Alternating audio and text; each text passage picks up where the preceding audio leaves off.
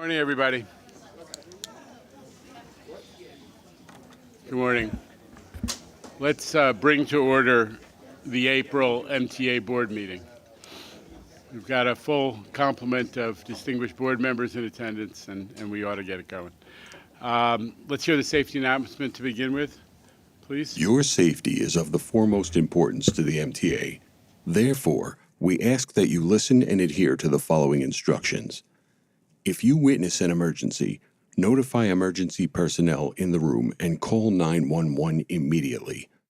Please follow any audible instructions provided through the public address system or visually on screens in the event of an emergency. If an alarm sounds, wait for a public address announcement and follow instructions. If told to go to another floor or to evacuate the building, leave all unessential items behind and use stairwell A just across the main hallway, or stairwell B down the hallway past the elevators. If you have a mobility disability or cannot self-evacuate, please proceed to stairwell D or E for assistance by MTA staff or emergency personnel. An automated external defibrillator, AED, for use by trained personnel is in the main hallway just past the elevators. If you need assistance during an evacuation, please tell an MTA staff member or emergency personnel. Thank you and have a safe day.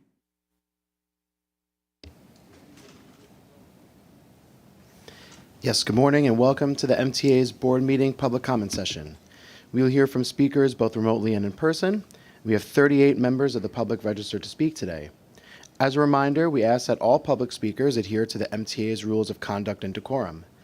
I would like to remind our public speakers that in the interest of time and fairness to all speakers, we limit everyone to 2 minutes. Please be aware that there will be a warning beep to remind you that you have 30 seconds to conclude your remarks. Our first speaker is Jessica Murray, followed by Jack Nierenberg.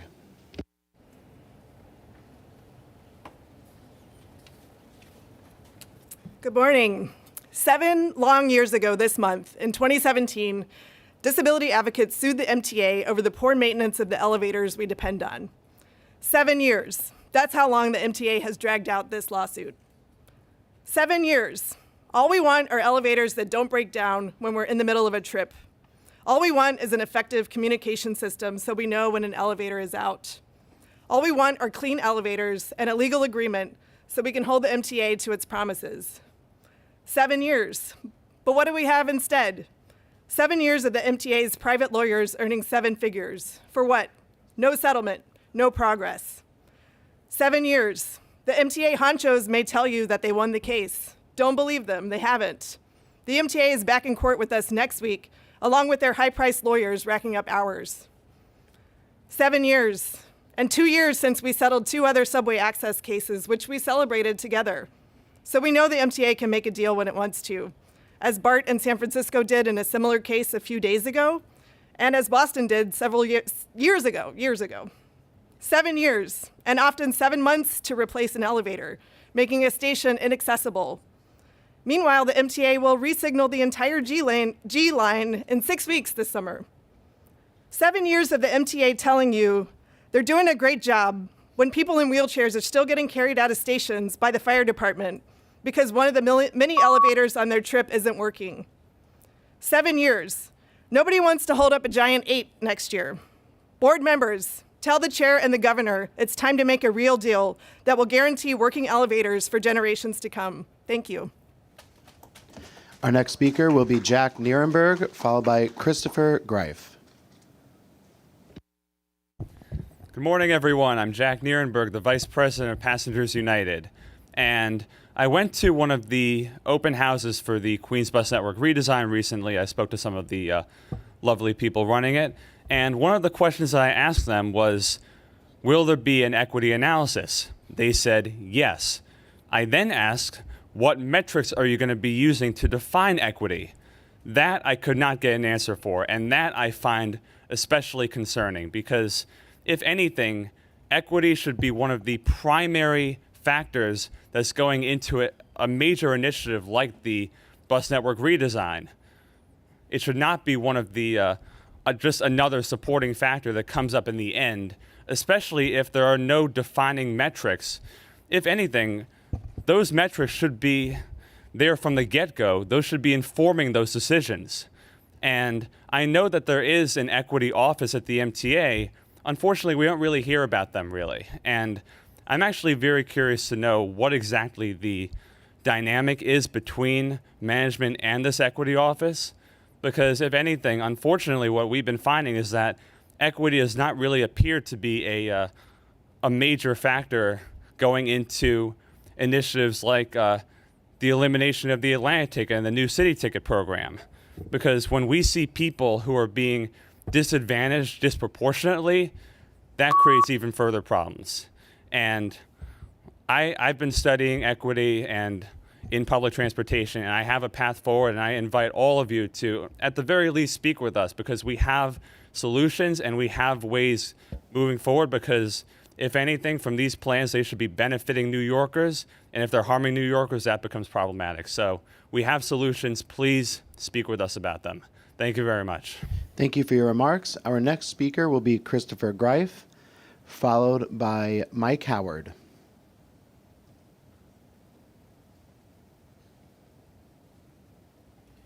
Good morning. I'm Christopher D. Greif. As an advocate for disability, I know today you guys will be voting for the discount. Let's also not forget part of our discounts for seniors and people with disabilities. As you know, and you're traveling in the mornings, heading into the city, it is very difficult. They don't have the reduced fare price.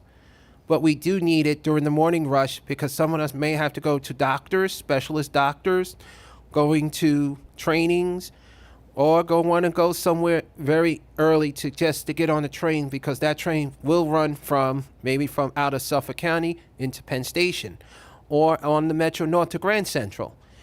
It is important to us, not just with disability and seniors, but also our veterans as well.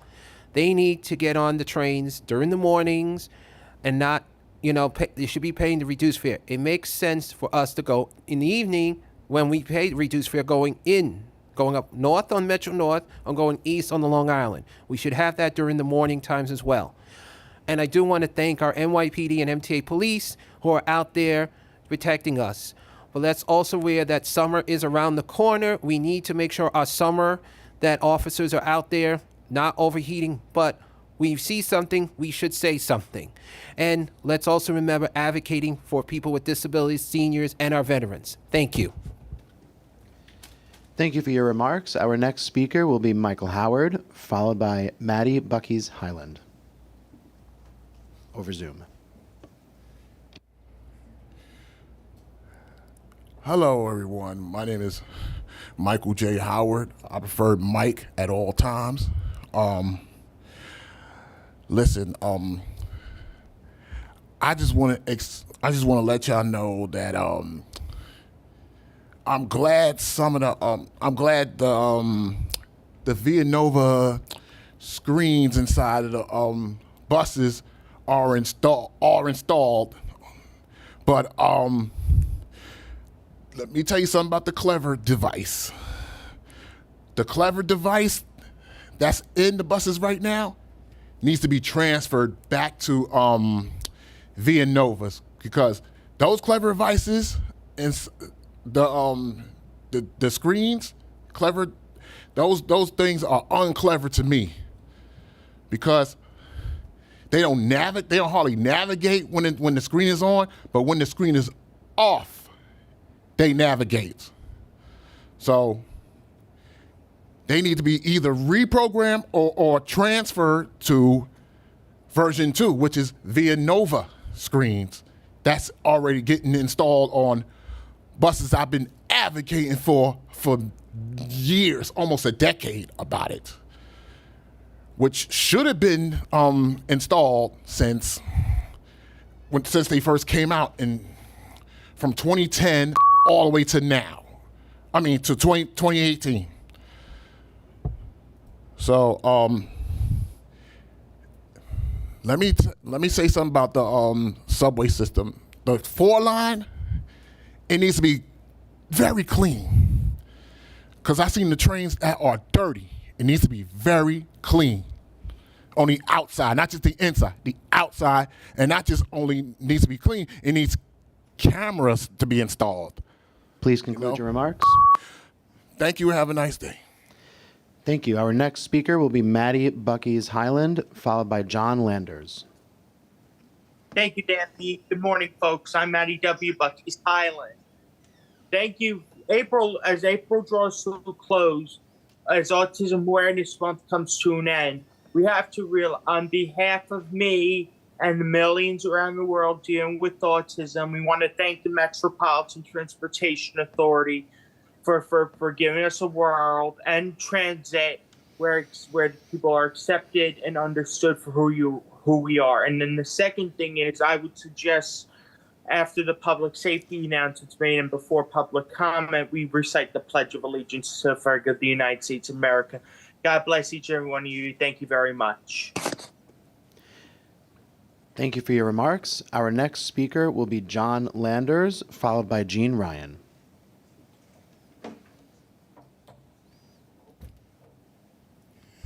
Good morning.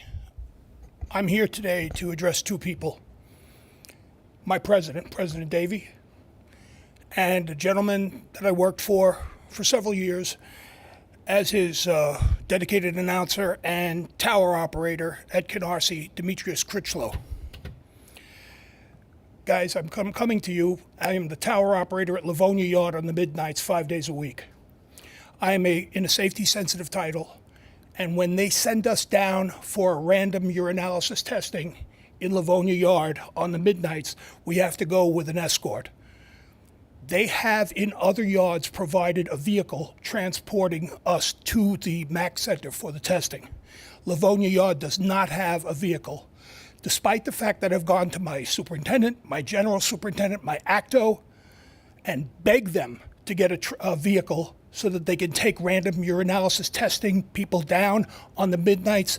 I have had no luck whatsoever in convincing them, and I don't know what else to do other than to come to my president and my former boss, Mr. Critchlow, who I have always known to be fair and a decent man. And I am asking you, gentlemen, please put a car in Livonia Yard that is permanent, not that somebody can give it out and lend it to anybody else. Get us a car, please, so that we can safely go down to the MAC at night. All right, instead, now we're walking down Elton Avenue, and we pass by that little playground that has people in it at 3 a.m. They're not studying their math homework. So I'm asking you, please take care of us, protect us, get us to the MAC so we can also get back faster to our work, rather than just take the train and come. I thank you. I'll follow up with you, Mr. Critchlow, in an email, and you, Mr. Davey, as well. Take care. Thank you for your remarks. Have a wonderful summer. Thank you for your remarks. Our next speaker is Jean Ryan, followed by Lisa Daglian.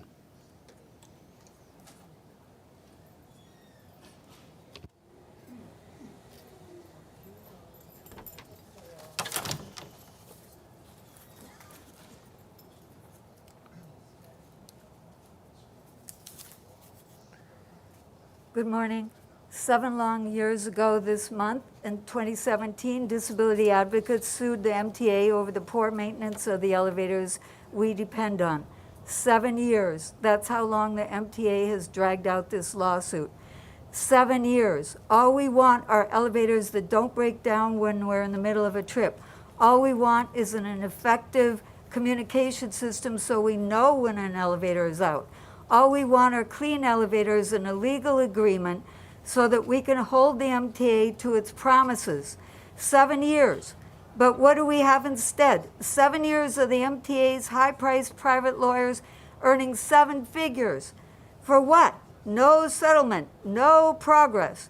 7 years. The MTA honchos may tell you that they won the case. Don't believe them. They haven't. The MTA is back in court with us next week, along with Paul Weiss racking up hours. Whoops, not Paul Weiss, high-priced lawyers though. 7 years and 2 years since we settled 2 other subway access cases, which we celebrated together. So we know the MTA can make a deal when it wants to, as Bart in San Francisco did a few days ago in a similar case, and Boston did years ago. 7 years, and often 7 months to replace an elevator, making a station inaccessible. Meanwhile, the MTA will resignal the entire G line in 6 weeks.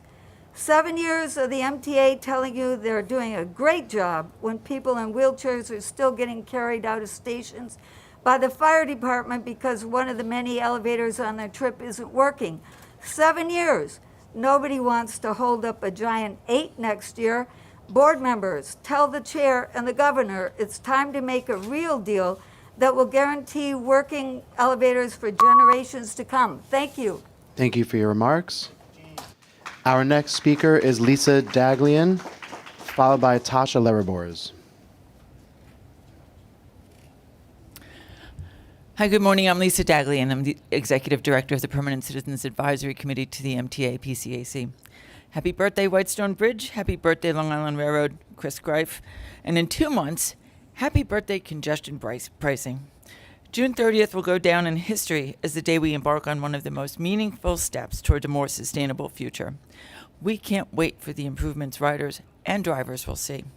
Cleaner air, better transit, and less traffic. We're thrilled to see steps being taken to improve service and affordability before it starts. Using the OBTA to create new 10% discounts on monthly railroad passes within the city and increasing express buses on weekdays, along with other proposals from this year's state budget, including improved bus service and frequency on 20 other routes, will also help get drivers out of their cars and onto transit. Automated camera enforcement will ensure that buses go even faster than chickens, even faster without cars and trucks getting in the way, as will more dedicated bus lanes. We're disappointed the FARES Act, our proposal to expand fair fares to the LIRR and Metro North within New York City, extend the senior disability Medicare discount to the AM peak, and create the weekly city ticket with transfers to subways and buses didn't make it in this year's budget. But we'll continue to work with you and elected officials at the city and state level to make these common sense proposals a reality. We're also glad to see the MTA's new Climate Resilience Roadmap, a critical vision for protecting our transit infrastructure from extreme weather. PCAC has long called for a forward-looking vision for protecting riders and workers alike from flooding, extreme heat, and everything else the climate crisis throws our way. Coupled with the plan for reducing emissions and improving sustainability, and of course, the funding to make it happen, we're confident that the goals and plans in this roadmap will make meaningful improvements. Thank you. And congratulations, Rob. Thank you for your remarks. Our next speaker is Tasha Leribors, followed by Alita Dupree over Zoom.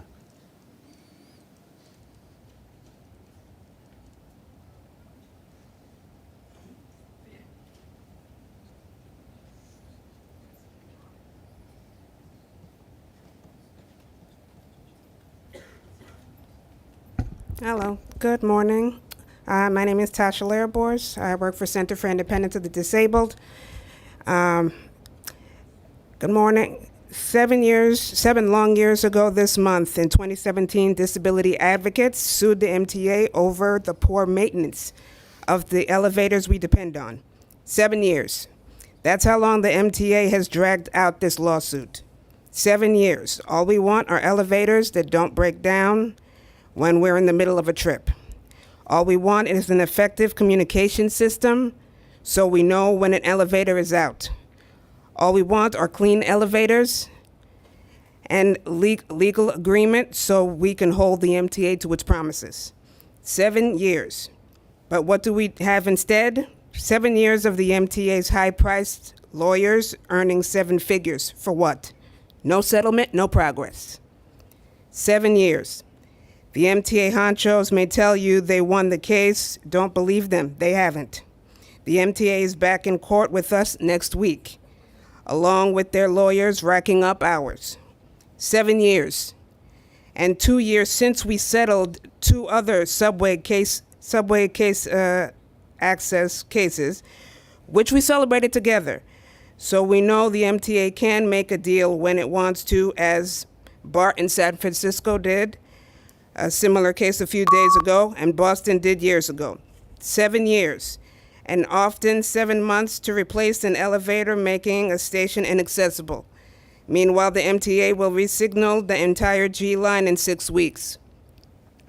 7 years of the MTA telling you they are doing a great job when people in wheelchairs are still getting carried out of stations by the fire department because many of the elevators on their trip isn't working.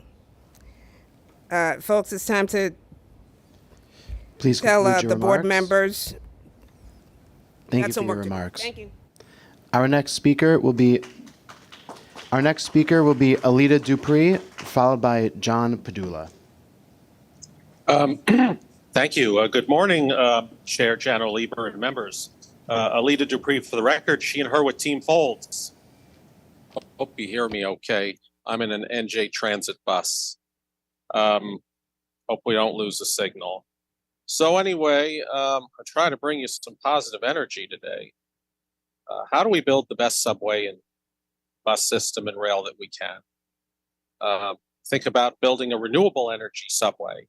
I think we should buy power in our own name, schedule it, and instead of just letting others do that for us, because I think we have experts in that.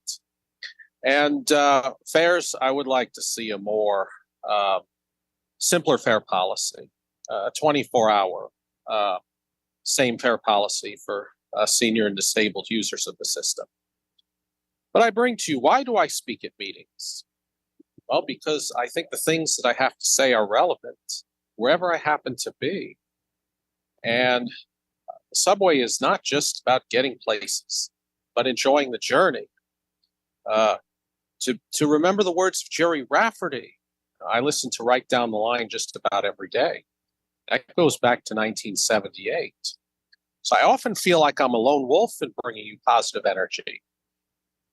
I know I'm not alone for other respectful advocates in my cadre. But I can say this, I've not run across any inoperative elevators in the subway during my 3.5 weeks here. I go all over the system. So it seems to me that you're working pretty hard at this. Well, I hope you'll be okay. And I enjoyed you yesterday. Appreciate it. Thank you for your remarks. Our next speaker will be John Padula, followed by Jennifer Van Dyke. Where am I? Where's his mic? To the right? Oh, there we go. Blindness hazards. All right. Good morning, ladies and gentlemen. My name is John Padula, and I'm a supervisor with Educational Vision Services from New York City Public Schools. I'm also the chair of the Advisory Committee for Transit Accessibility. Jano, 2 quick things. Equitable on demand is not only sustainable, but it's the right thing to do. Most of the schools I serve are in Staten Island. Every traditional blue and white van that you guys send me for Accessoride costs the agency $120 or more. An on-demand trip would be 2/3 of that price. Paratransit is not only egregious, but it's disrespectful. It's disgusting. It's humiliating. It doesn't allow us the same autonomy or dignity as any other transit rider. It's humiliating as an adult. Second,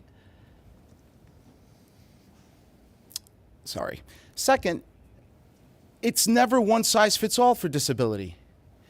We need a range of options. We're a diverse group of people that have diverse needs and different lifestyles. I'm glad we're having conversations about phase 3, and I appreciate those conversations. But phase 3 can't just serve a slice of the bell curve. It's got to serve everyone. Everyone matters. Our experiences matter. And you can't just focus on a subset. You have to have a range of options that are meaningful to everyone because, again, disability is not one size fits all. We don't live our lives in a vacuum.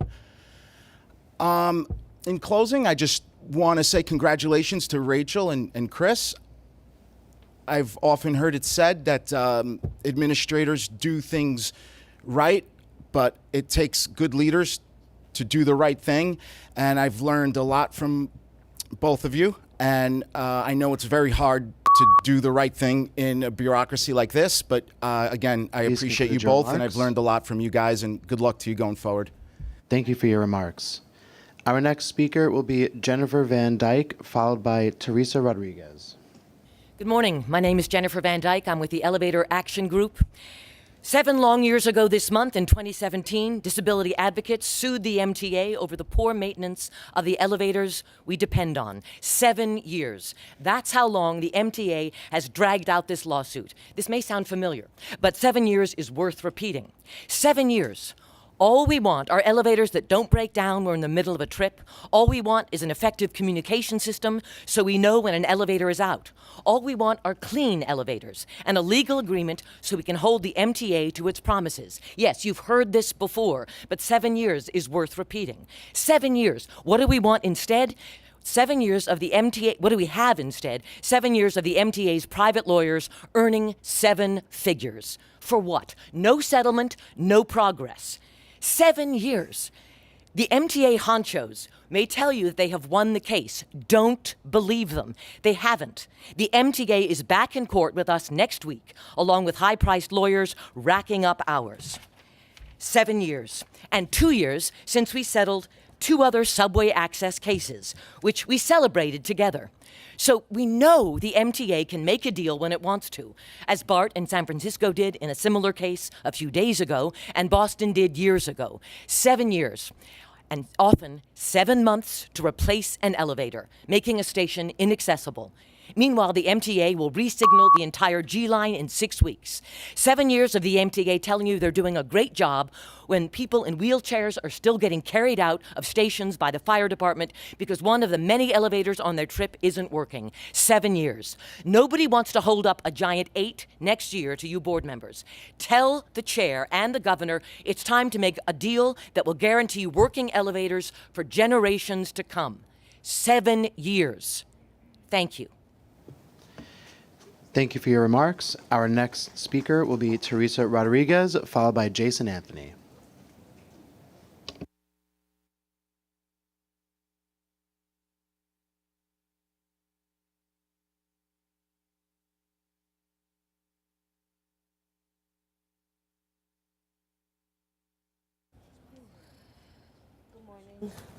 My name is Teresa Rodriguez. I'm here on behalf of Reasonable Accommodations for Pregnant Women. I am currently a bus operator out of Fresh Pond Depot. I'm currently 8 months pregnant and 1 week along. I have been out of work now for 2.5 months without pay, which has put me in a really bad situation. I'm asking for transit to please fix what's going on. It's not just with me, it's also my other female coworkers who are currently pregnant. Happens to be quite a few of us. We are all dealing with the same situation. I'm currently in the worst because I am new to transit. I don't have days to put in. My FMLA has already been used up, unfortunately, so after I have my baby, I will have my maternity leave, and after that, I'm basically left to my own devices. My savings have been depleted. I've been struggling to pay my bills, feed myself, and even with my insurance, I still have co-payments, which I'm currently behind on as well, for my doctor's visits. I'm asking that transit, please find something for bus operators to do within or even outside of our depots. Anything will help, aside from putting us out of work without pay. This is the worst thing that could possibly happen to anyone, especially expecting a child, especially if you're a single mother like I am. I ask, please come up with something, find something, some way, somehow. When there's a will, there's a way. You know, we move the city. And when we come back from this, we're going to continue to do that. But I would like to feel appreciated and acknowledged. Please find something to accommodate pregnant women, not just for me, but for my coworkers Please from now conclude your on in the remarks. future. Thank you. Thank you for your remarks. Our next speaker will be Jason Anthony, followed by Andy Pollack over Zoom. Good morning, Jano, Paige, and everyone else. Let's start with a single question. there's an empty seat among you guys. Where is John Samuelson? He is a board member. He is one of your colleagues. He is a member of the transit committee. Where is he? He has been missing for several months. Once again, for the record, and Paige, let's look for a way to get that seat vacant. Once again, the question is, where is John Samuelson? With that, let's say happy birthday to Christopher Greif, whose birthday is today. Luckily, congestion pricing was approved with, let's say, with both of your support, and I thank you guys for getting that approved. And as a reminder, you guys gave me an early birthday gift because my birthday is June 19th, even though that congestion pricing will be implemented on June 30th, except for David Mack. But we know that David Mack won't know for political reasons. But we forgive you, David. We forgive you for voting no. But even though, let's get congestion pricing up and running once and for all. And for my brothers and sisters for the disability community, let's not fight. Let's get together and get things done Please once and conclude for your all. remarks. Thank you for your remarks. As a reminder, please adhere to all of the MTA's rules of conduct and decorum.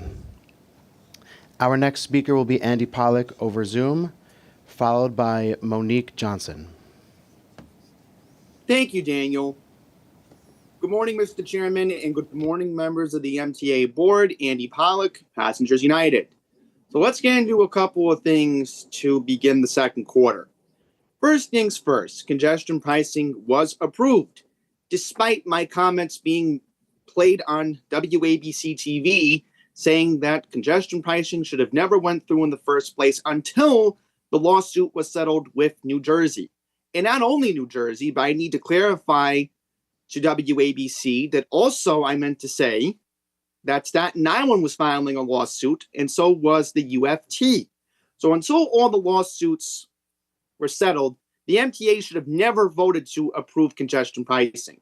And now it's going to be enacted on June 30th. So let's see how the summer's going to end up with millions of people expected to ride the subways beginning this summer. Next point I want to briefly make. Yesterday I was at Penn Station, and I want to know, why are all the video boards not displaying the departures? Because we were crowding around one display screen yesterday on the 7th Avenue concourse. So please get those signs turned back on immediately, because we need more standing room at Penn Station. And the third thing I want to briefly mention is overtime.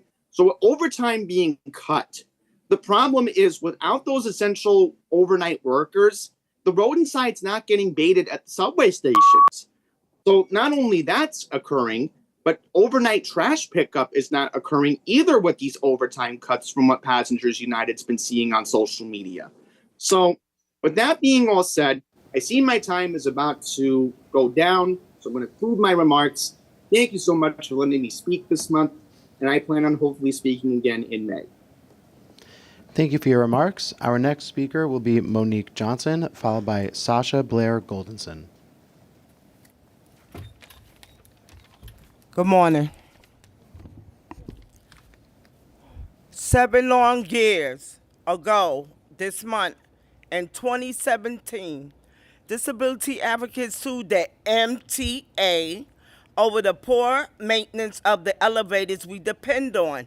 7 years, how long the MTA has dragged out this lawsuit.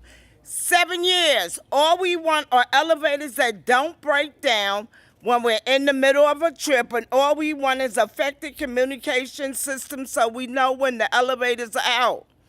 All we want are clean elevators and legal agreements so we can hold the MTA to its promise. 7 years. But what do we have instead? 7 years of the MTA, high prices, private lawyers earning 7 figures for what? No settlement or no progress. 7 years, the MTA, who may tell you that they won the case. Don't believe them. They haven't. The MTA is back in court with us next week along with Paul Witz, racking up hours. 7 years and 2 years since we settled 2 other subways action cases, which we are celebrating today. So we know that MTA can make a deal when it wants to. BART and San Francisco did a similar case a few days ago, and Boston did a year ago. 7 years, and how often? 7 months to replace an elevator, make a station accessible. Meanwhile, the MTA will be resigned the entire G line in 6 weeks. 7 years, the MTA telling you they're doing great jobs when people in wheelchairs. Please still conclude get your carried remarks. out in the station by Thank you for your remarks. Our next speaker will be Sasha Blair Goldenson. Please conclude your remarks. Make a deal with this guaranteed working elevator. Don't touch me. For generations to come. Thank you for your remarks. Our next speaker will be Sasha Blair Goldenson, followed by Giselle Martinez.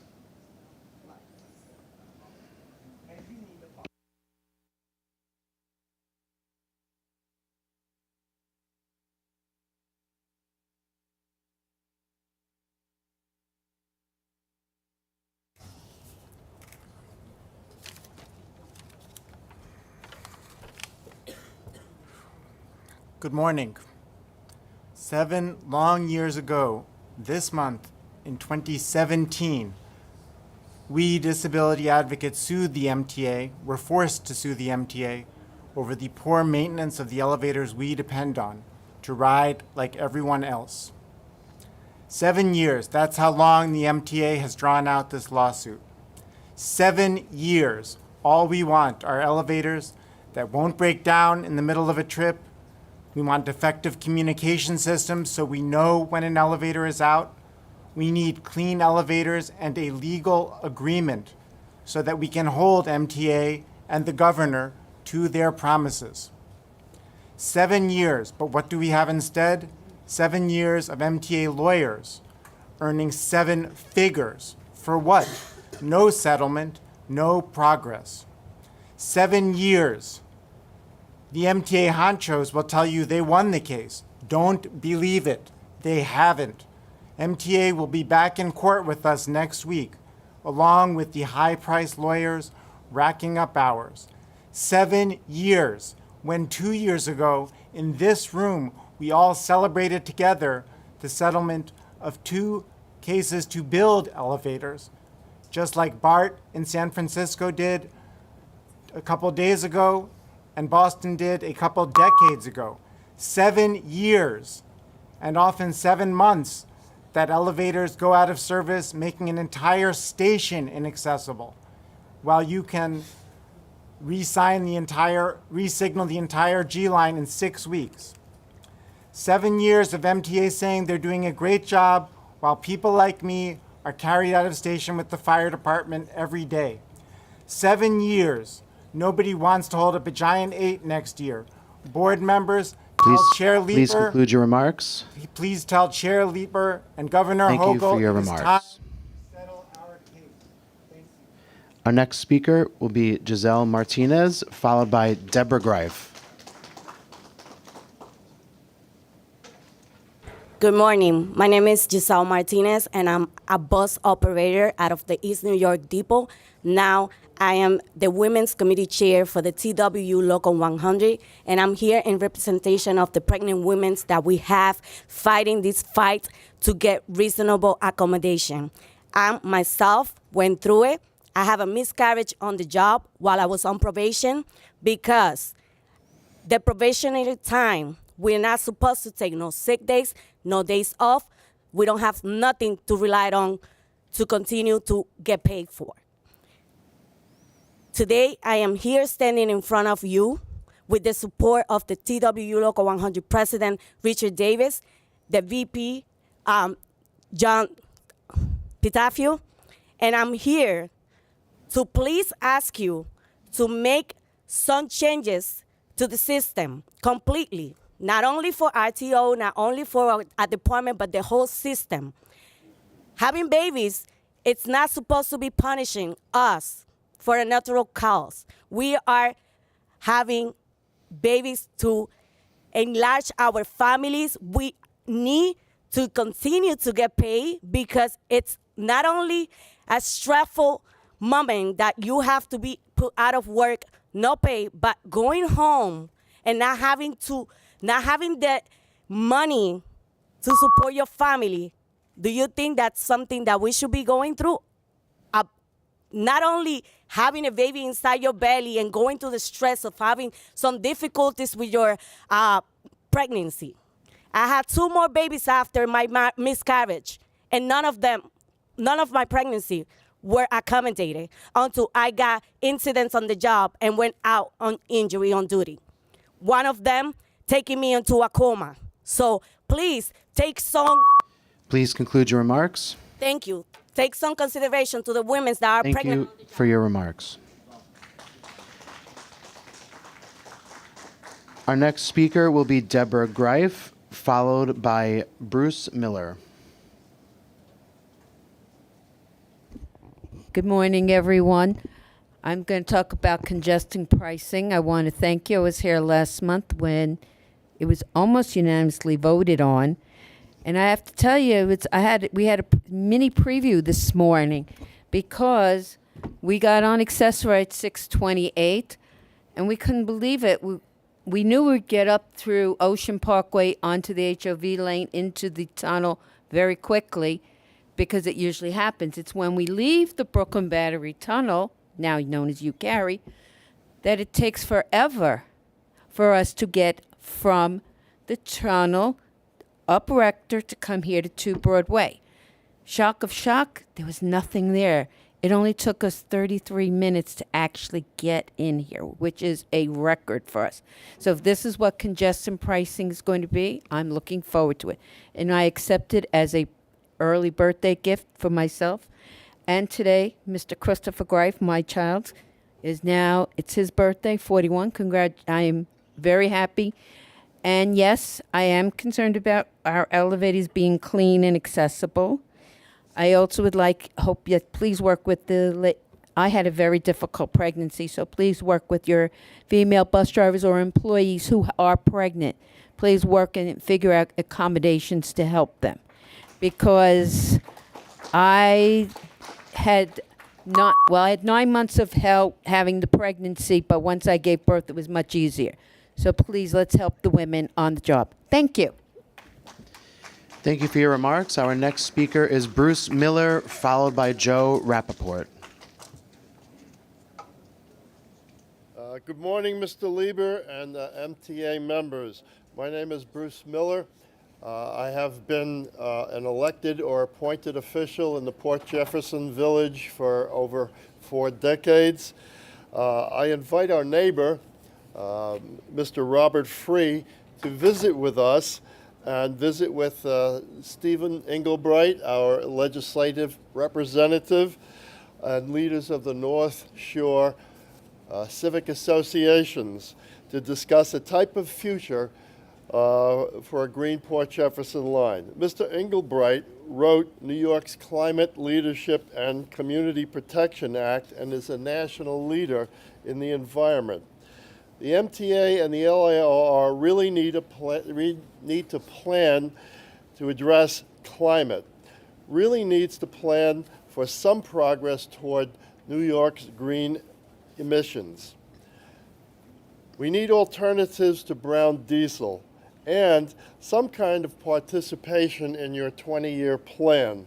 I have spoken with former President Ng and Long Island Railroad planners. The planners' suggestion of double tracking and electrifying the Port Jefferson branch is a pipe dream that cannot happen in 20 years. Side tracks, cuts outs could happen. Hydrogen might be possible. They will build a hydrogen train by Siemens in Germany and put it on the rails. Alstom is a New York subsidiary of Green GE and introduced a hydrogen train in 2016. The MTA has enormous purchasing power. If practical, this could create an entire new industry in New York. Or we could buy Please trains conclude your from the remarks. Germans in 20 years. Thank you for your remarks. Our next speaker will be Joe Rappaport, followed by Latoya Christian.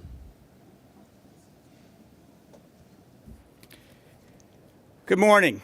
7 long years ago this month, in 2017, disability advocates sued the MTA over the poor maintenance of the elevators many of us depend on.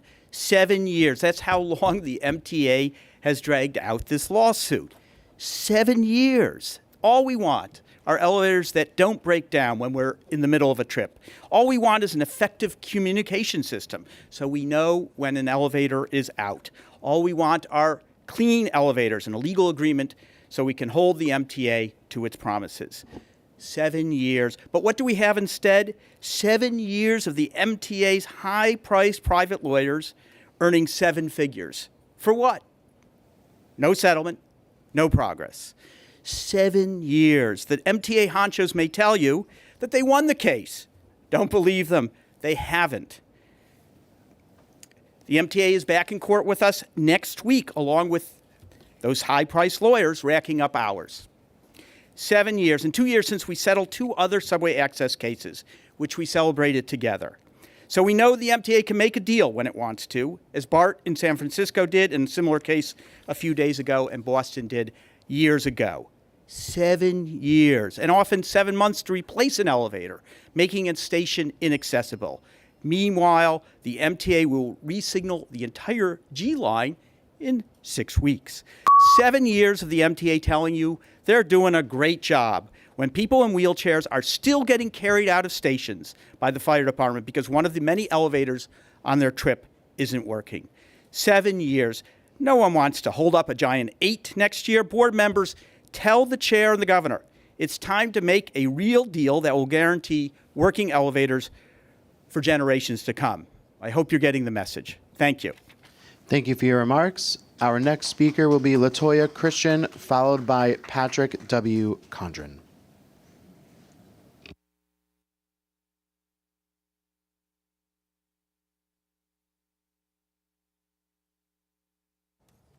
How you doing? My name is Latoya Christian, and I'm here on behalf of Reasonable Accommodations for Pregnant Women. I've been on the job for 2.5 years, and I did not realize that I would be in this situation, financial hardship, going through financial hardship right now because there's no such thing as reasonable accommodations at MTA.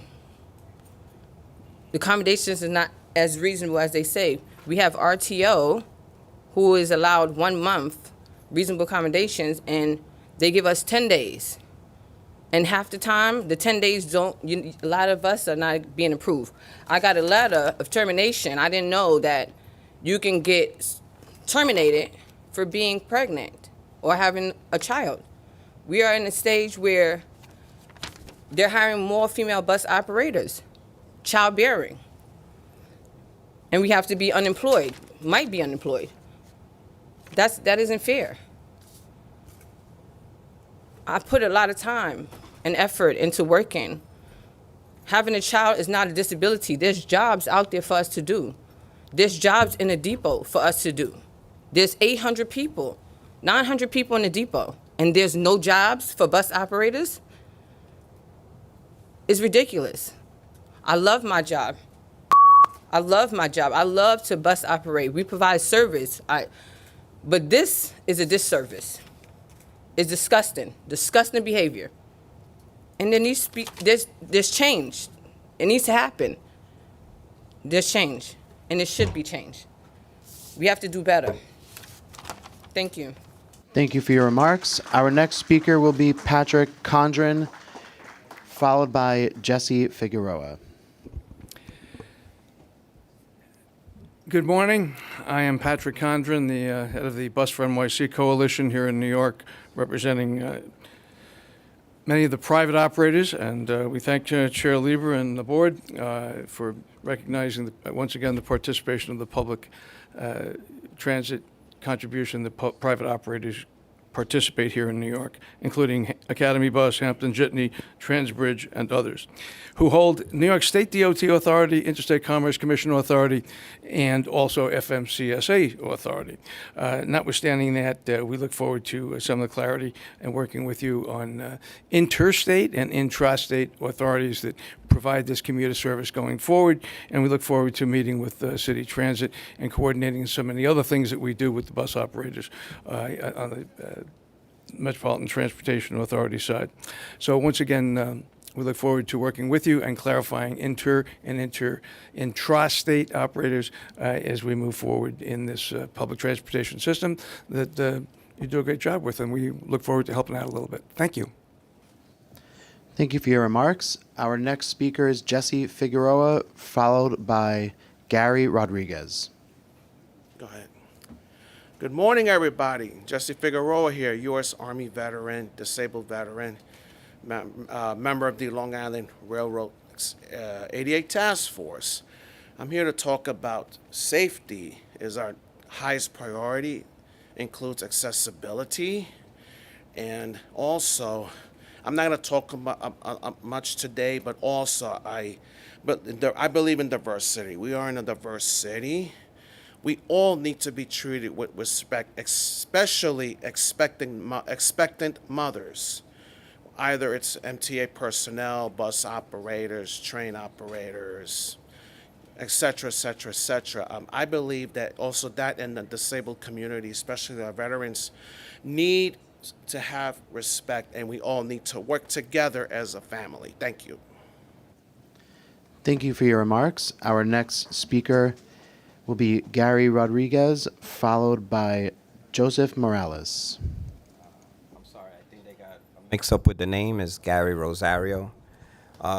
So I've been employed by New York City Transit Authority for 25 years. Proud employee of the Transit Authority.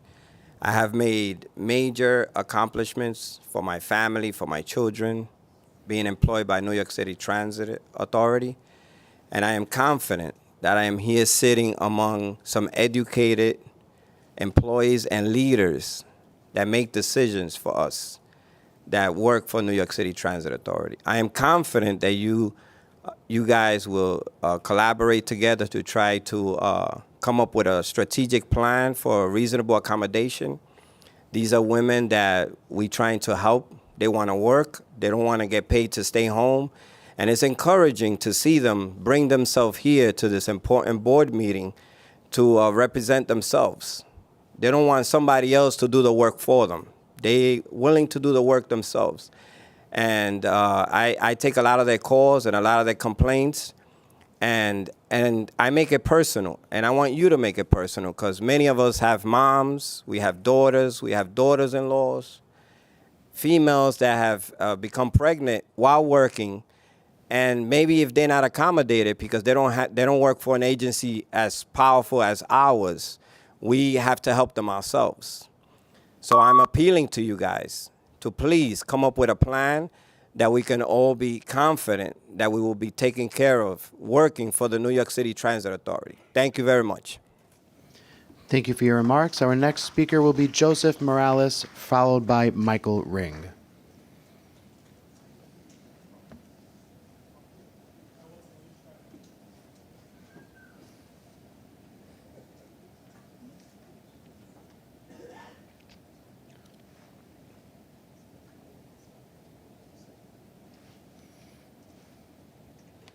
All right. Good morning, everyone. My name is Joseph Morales. I want to speak on a few contracts that I see in the board book to be voted on today. One is the ABLE contract with Sion that I noticed after reading was suspended over a patent-related preliminary injunction filed by Hayden AI, another company, in federal court, and it was eventually denied. This led, I noticed, to the MTA planning to purchase more ABLE equipment from Hayden and then resuming talks with Sion. I have a feeling this may have made the process a little more difficult for us, and I understand this is really out of the MTA's control because of all the legal issues, but I feel like the agency should explore putting more measures in place to prevent similar disputes from occurring in the future that could affect the operations, because as time goes on, we're going to continue innovating with more transportation technologies. Think cashless tolling in recent years. And the MTA, I know Jano and Jamie have worked a lot on this in the past, between design build, more A+B contracts when it comes to construction and development, and now we're really going to need more mechanisms when it comes to technologies. So I feel like that's something really important. Also, speaking of technologies, with the new Easy Pass transponders contract, I'm thrilled that the MTA is finding ways to save on those transponders through sticker tags. I talked about it with Kathy in the Bridges and Tunnels Committee yesterday. However, I still believe that we should try and create a national toll pass. I wanted to bring it up to the whole board today, see what everyone thought, work with other states to ensure that out-of-state motorists who pass through New York regularly are paying their tolls and they pay conveniently.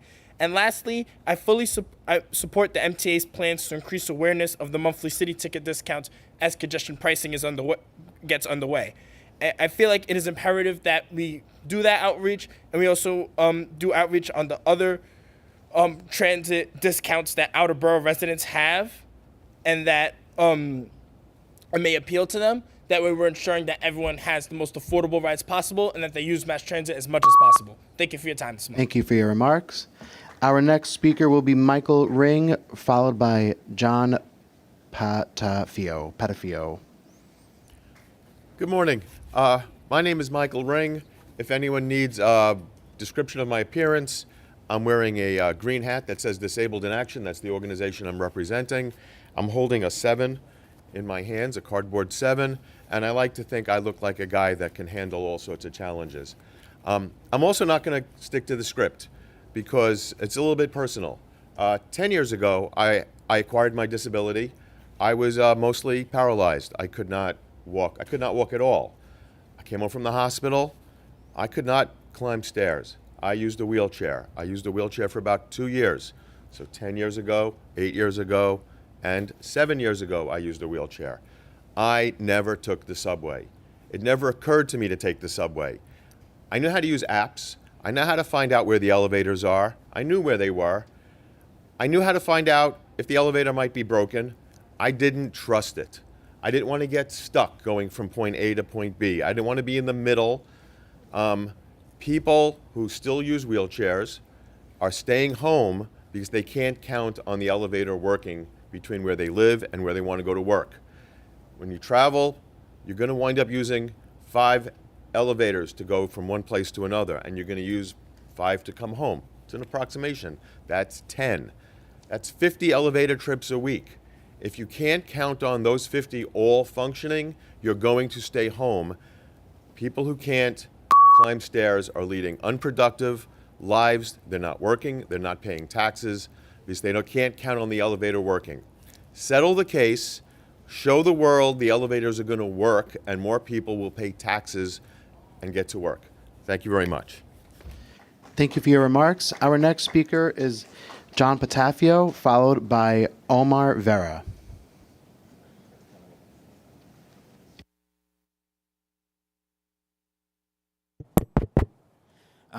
I am John Patafio. Everybody knows me as JP. I know quite a few people in this room. I am the union vice president for Brooklyn Buses. Those members that spoke all drive buses out of Brooklyn. And it's a glaring problem. When I started 28 years ago, there were 5 female bus operators. What was our issue? A locker room and a restroom. Today, there's 1,000. As a matter of fact, today's class that you're hiring has female operators. Some of them are pregnant. This issue is fundamentally an issue of discrimination. Why do female operators have to suffer for doing something that's, as far as I know, no one else could do. It's biological. Why do they have to use their sick time, their vacation time? Why do they have to go unpaid? I'm asking the board to give the managers the room they need to negotiate. I'm willing to come to the table. I've come to the table. But they need room. Management on the transit side needs room. And I'm going to tell you something. This issue is not going away. My members are fully behind it. If we have to pack up this room, that will not be a problem. But we prefer to negotiate something. It is disrespectful, and I have to say, very upsetting that women have to go through this in this industry on this job. And I'm going to tell you, in closing, it will not be tolerated. We want to see something that's fair, and we want to see something that's just, and we're asking you, stop this discriminatory policy that penalizes females for pregnancy. Thank you. Thank you for your remarks. Our final speaker will be Omar Vera.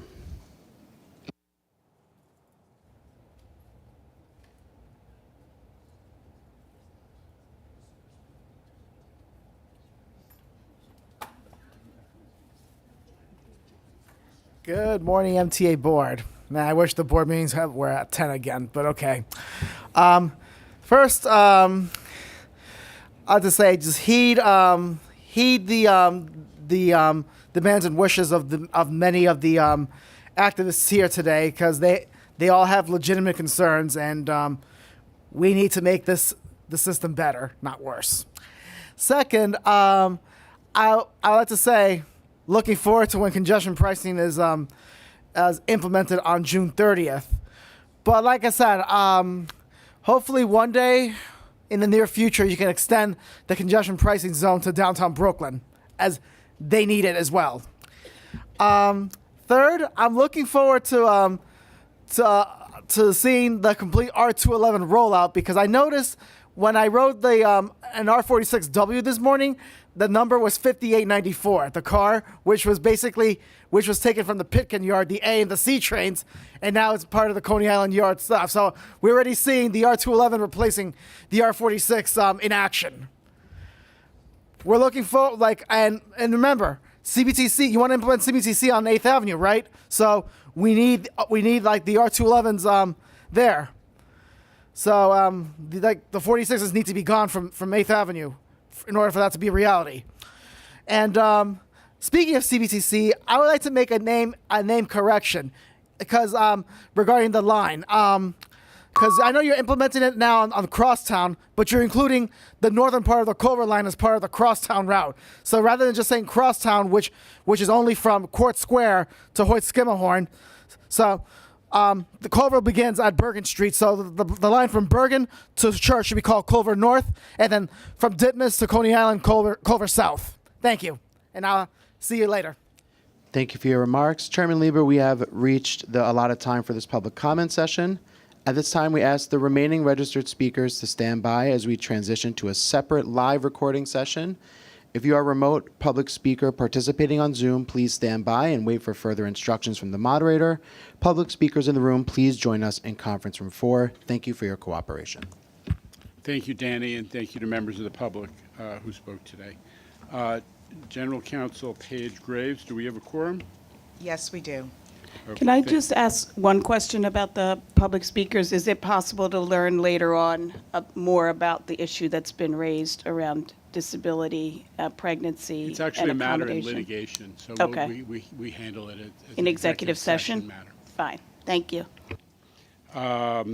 Before I provide an update to the board and dive into regular board business, the board will convene an executive session to discuss matters relevant to collective bargaining. So I need a motion to convene an executive session. So moved. Thank you. Second, Ms. Lopez, all in favor? We're in executive session.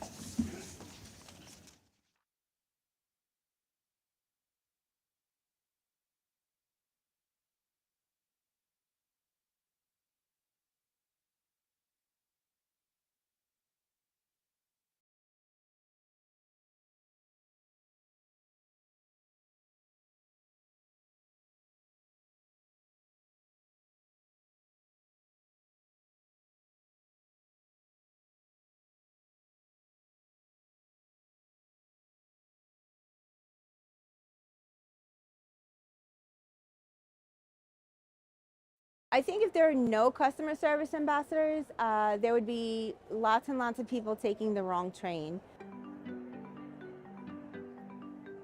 A customer service ambassador is a frontline contact providing fast-changing, accurate information, especially during service disruptions. We're here to direct you, assist you, and be patient as well. The qualities that make a good customer service ambassador are patience, communication, following instructions, and just pretty much being a people person. Getting lost in New York it's really easy. That's what we're here for, to help them.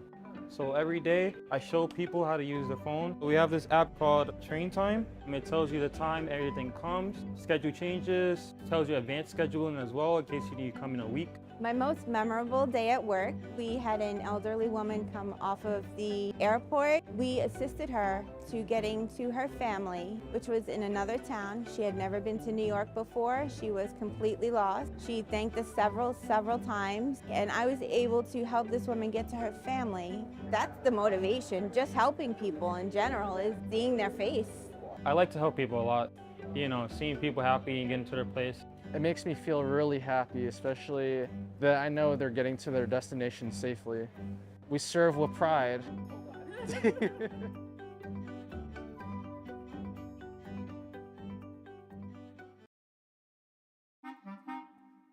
Sometimes the public may call us train drivers. Honestly, it doesn't bother me because I know they don't know. My name is Keisha Cole. I'm a train operator, and I've been with MTA for 6 years. I work on the 7 line. It's approximately 21 stops from Main Street to 34th Street, and it takes about 36 minutes from end to end. My name is Jim Van Name. I'm a train operator for New York City Transit. I've been here about 3.5 years. I operate the train on the Q line, which end to end is approximately 44 stops, and it takes me about an hour to complete. My earliest train memory is I was a kid. I got on the F train with my mom. The first time I was on the train, I was excited. It was fun. I was raised on Staten Island, and my friends and I used to take the Staten Island ferry over to the city, and we used to ride the train all over the place. That's probably where I got my first love of the subways. As a train operator, there are 2 different ways you can pick up your train. You can pick up your train in the yard as a put-in, which means you okay your train for service and bring it into the terminal station, which is the last stop on the train line. Or you can actually pick it up from the terminal station. When preparing my train for service, I do various checks to make sure it's safe for myself and for the public. Once my day starts, I have about 3 round trips. I take passengers from Main Street to 34th Street and back to Main Street. That's 1 round trip. I start over at the yard, and then I have to do what we call a put-in. I have to prep the train for service, and then they send me out over to Stillwell Terminal, and then I go into service. I do my 2 trips up to 96th Street and back, and that pretty much completes my day. It usually takes anywhere from 8 to 8.5 hours. At the end of the day, the 2 ways of finishing the job is to just walk off the train at the terminal station at the last stop and just sign out and go home, or to do a layup, take the train from the terminal station back to the yard, lay it up, put it away for the evening, and go home from there. I love the fact that I'm moving this big machine by myself. There have been times when I'm operating the train and I think that this is the greatest job ever. The things that I get to see when I'm going down the line and I'm seeing the sun come up, it's just so beautiful. This is my dream job. I love this job. And some of the amazing moments I see in this job is when I'm going over the Manhattan Bridge, sometimes at sunrise to see the sun coming up, or even better, sunset, to see the sun setting behind the Manhattan Bridge is quite a sight. I pinch myself that I'm in such a great job and have that opportunity to see such great things. I enjoy transporting people from place to place. It's just a good thing. I feel like I'm doing something special. I love trains. I love operating the trains. I love being a part of New York City Transit. And knowing that I'm helping people get through their day and get to where they need to be gives me a lot of satisfaction.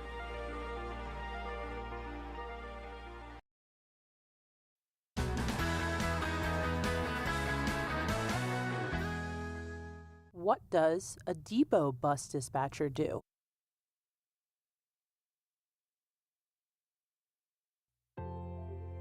My name is Veronica Torres. I'm a surface line dispatcher. I've been with Transit for 15 years, but I've been a dispatcher for about 6 months. Being a dispatcher is a big opportunity to broaden my experiences. I like working with people, so that also gives me an opportunity to interact with the bus operators and other people as well. From the time that the bus operators come to report, we have to make sure that they're in full uniform, that they're fit for duty. Then we also have to give them the buses to go out into service, make sure that the service is done on time, that the buses are safe and fully functional. Dispatchers that are outside on post are watching the buses, make sure that they run on time, making sure that the customers are okay, answering questions on the road, making sure safety and compliance is at 100. We have the yard dispatchers, we have the crew dispatchers, and we have the general dispatchers. And these are all various functions. In addition to all these three functions, we also have the road dispatchers who goes out on the road to take care of the day-to-day activities on the road. Patience and empathy make for a great dispatcher. Because I've been a bus operator for so long, I understand what it is that they do and what it entails, and I'm very empathetic to what their needs are. What we do is so important as a whole. Without the dispatchers' cohesiveness and working together, the bus operators also in unison with us, because we can't do our job without the bus operators also doing their job. So with everyone working together, it just makes for a smooth process.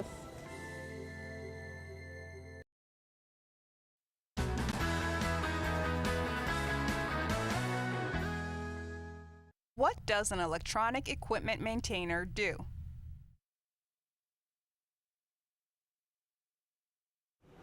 Paul Julian, electronic equipment maintainer. I've been in transit for 5 years. I work in the department of RSS, Radio and Security Systems. Our responsibility is to ensure that the radio system is functioning very efficiently, for that provides communication to the trains. It also provides crucial and important communication for the police in the system, the EMS in the system, and the fire department in the transit system. Also, the surveillance system must be maintained. Therefore, we can have proper security and proper recording of activities in the subway system. The intrusion alarm system must also be maintained. These security systems are responsible for preventing, and if it happens, to alert any breach, whether it's the breach of a door that has sensitive equipment beyond it, or whether someone enters the tunnel beyond the platform without permission. A key motivator in what we do is to know how important communication, surveillance, and security is.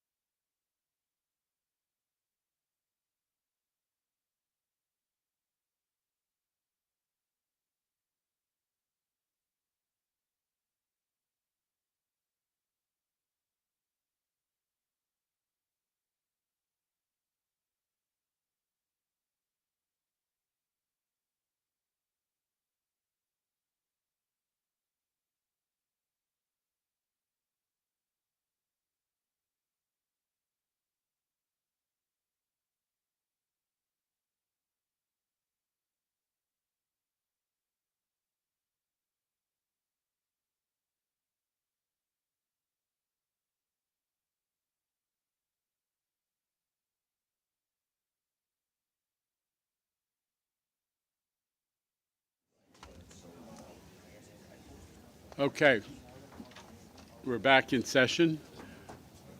While in executive session, the board discussed and voted affirmatively on a labor agreement between MTA and certain labor unions. So I'll turn to remarks for this meeting. Good morning, and thank you to everybody for joining us for this month's meeting of the MTA Board. A lot has happened since we last met. You might have heard about the start date for congestion pricing, more on that in a minute. But the state legislature, led by Governor Hochul, also passed another budget that recognizes in significant ways the importance the MTA has to the region. We scored some major wins, including $8 billion in operating support, new powers to more equitably enforce against fare and toll evasion, and more than $12 million to help us improve reliability and increase frequency on buses.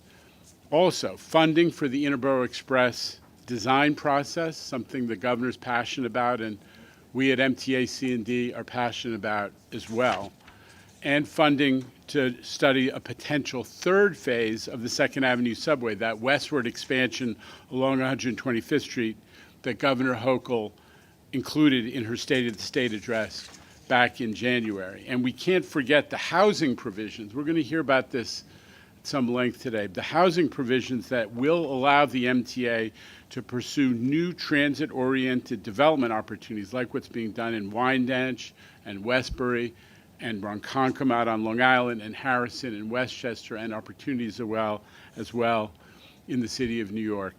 And we've got the Chairman of the City Planning Commission to help us along that way here with us as well.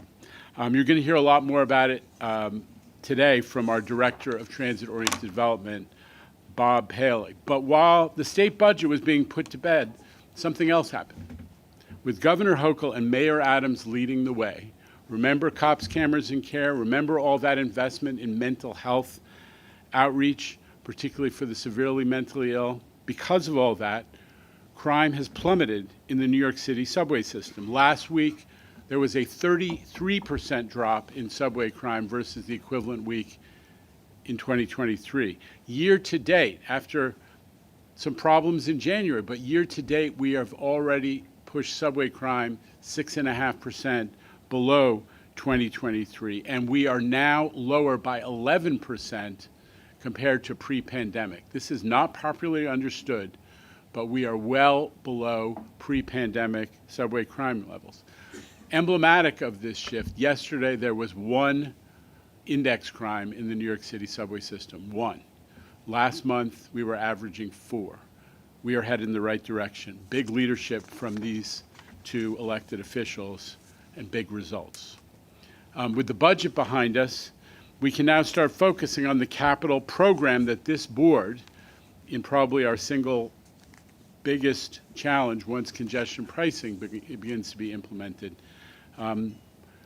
is the adoption of a new 2025 to 2029 capital plan.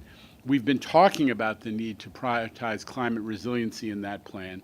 Last week, we took a major step forward in those efforts by unveiling the new MTA Climate Resiliency Roadmap.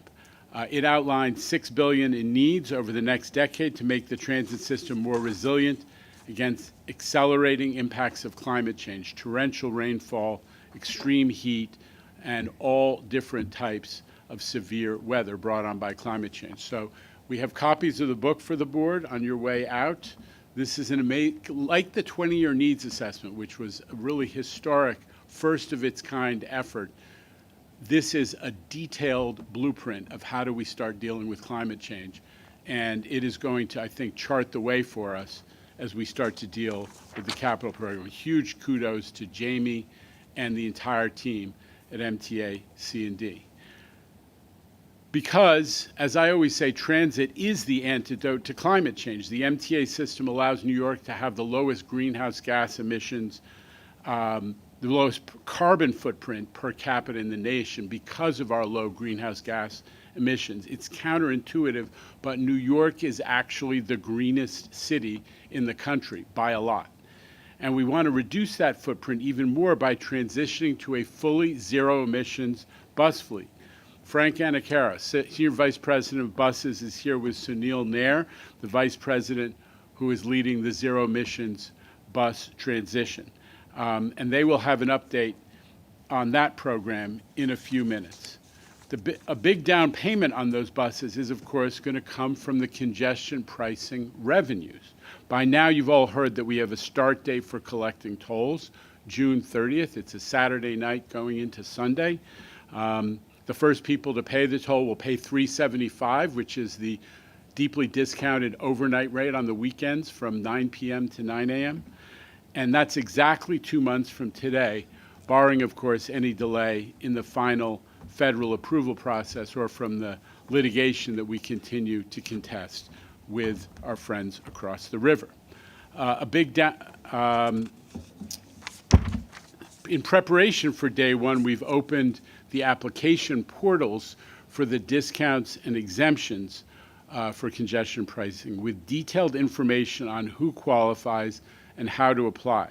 That list includes low-income New Yorkers, individuals with disabilities and the organizations that transport them, emergency vehicles, buses, and specialized government vehicles. That is the result of a lot of work we did with our new board member, Deputy Mayor Joshi. The portals and our website are just one part of the comprehensive public education campaign we'll be carrying out over the next 2 months. More advertisements like the ones you've seen these past few weeks, but also a lot of in-person community events, civic and business outreach, virtual webinars, email campaigns, and much, much more. Shout out to the customer communications team. Shanifa, where are you? Shout out to you and everybody who is doing this work and will continue to do this work right up to June 30th and beyond, and also to our external relations teams led by John McCarthy. Yet still, people ask all the time, are we really ready for congestion pricing? Some doubt about how the transit system is functioning, but this board knows the transit system is actually doing great. Just yesterday, we announced we're going to be adding express bus service on routes in Brooklyn and Staten Island. We have additional bus routes that are getting more frequency. We're enjoying the best in a decade subway service. Tip of the hat to Rich and Demetrius Critchlow. There have been increases in frequency on 11 lines, and the commuter railroads are delivering a combined 97.5% on-time performance. Several days, as I always say, of 100% on Metro North, and Rob Free commanded a 100% morning on Long Island Railroad in the last week or so. And even with the ridership rebound that's been taking place on weekdays, we are still carrying 1 million fewer subway, bus, and commuter rail riders than we did pre-pandemic, say in 2019. So there is plenty of room. I want to emphasize this because the press frequently misleads folks about this. There is plenty of room for the roughly 23,000 drivers who are projected to switch from private cars to transit. Heck, we could accommodate all 140,000 people who currently commute by automobile to the CBD if they want to get on mass transit. 140,000 customers is the swing that we see on a day when they move the forecast from drizzle to heavy rain. There is plenty of room for everybody who wants to come and enjoy this amazing mass transit system we've got. Another reason for confidence as we head towards congestion pricing implementation is the paratransit system. Since Chris Pangilinan took over, customer satisfaction with paratransit has surged to an unprecedented 80%. And I want to congratulate Chris on becoming the new head of operations planning at Transit, where he started his career at New York City Transit. And also congrats to Rich Davey and the folks, everybody who's running both railroads, subways, and all of our system for such great service improvements and such great execution. Kudos also to Jamie Torres-Springer and the team at MTA Construction Development. Our success delivering excellent service on subways and commuter rail is partly attributable to all the capital work getting done. Track replacements like we did along the 63rd Street corridor, which is seen in that photo. Signals, power, all of this state of good repair we're starting to educate folks about, and it's so essential to the continued high functioning of our system. A lot of that work is getting done now, and it is playing a role in the improvement in service that we're seeing. Projects are getting completed on time and on budget. We heard about 3 major projects that were hitting those targets yesterday, and keeping systems and components, as I say, in condition to deliver great service is part of the benefit of our capital program. Operations and capital are closely linked. So to me, skeptical questions about congestion pricing really put me in mind of a set of other questions. Are we ready to be a leader? Is New York, which is first in the nation in traffic and congestion and the negative effects of having gridlock, are we ready to be the first in the nation and lead on attacking the problem? Are we ready to embrace who we are? A mass transit city of necessity because of our density. We cannot survive without a first-class mass transit system. Are we ready to prioritize the vast majority of New Yorkers who use transit, who rely on the MTA, 6 million people daily, even after the pandemic, over the 140,000 who drive to the central business district? Are we ready to have cleaner air? Because the projections and the analysis that we did at the behest of the federal government shows that every single pollutant in our air is reduced as a result of congestion pricing. Are we ready to have safer streets? Under Mayor Adams' leadership, last year was a good year for pedestrian safety, but this year hasn't been so great so far. Are we ready to heed the words of those people who came to our hearings and talked about how scared they are to cross streets in their neighborhood, and how many of them have suffered traffic violence and even lost relatives in these crowded, congested conditions? For me, the answer is we are ready. This board gave the same answer by 11-1. Now it's time to show the rest of the country and the world that we can do it. Let me turn it over to Frank, Anna Caro, and Sunil to talk about the Zero Emissions Bus Initiative, and then we'll hear from Jamie and Bob Paley about transit-oriented development. Frank. Good morning, Mr. Chairman. Good morning, board members. As we celebrate Earth Day this month, it's fitting to present to you the quick progress update on zero emissions transition work and the various initiatives we have underway. Firstly, I want to set the stage by mentioning that New York City Transit is working hard to ensure that we will transition all our buses, paratransit fleet, and our non-revenue vehicles to a zero-emission basis by 2040. This mandate that the MTA in the state of New York publicly announced back in 2018, and we remain committed to achieving this mandate for the agency. You got to go back one, please. As this chart shows, the strategy developed by Zero Emissions team ensures progressive increase in the quantity of zero-emission buses that will normally be replaced in each capital plan, starting with the current plan.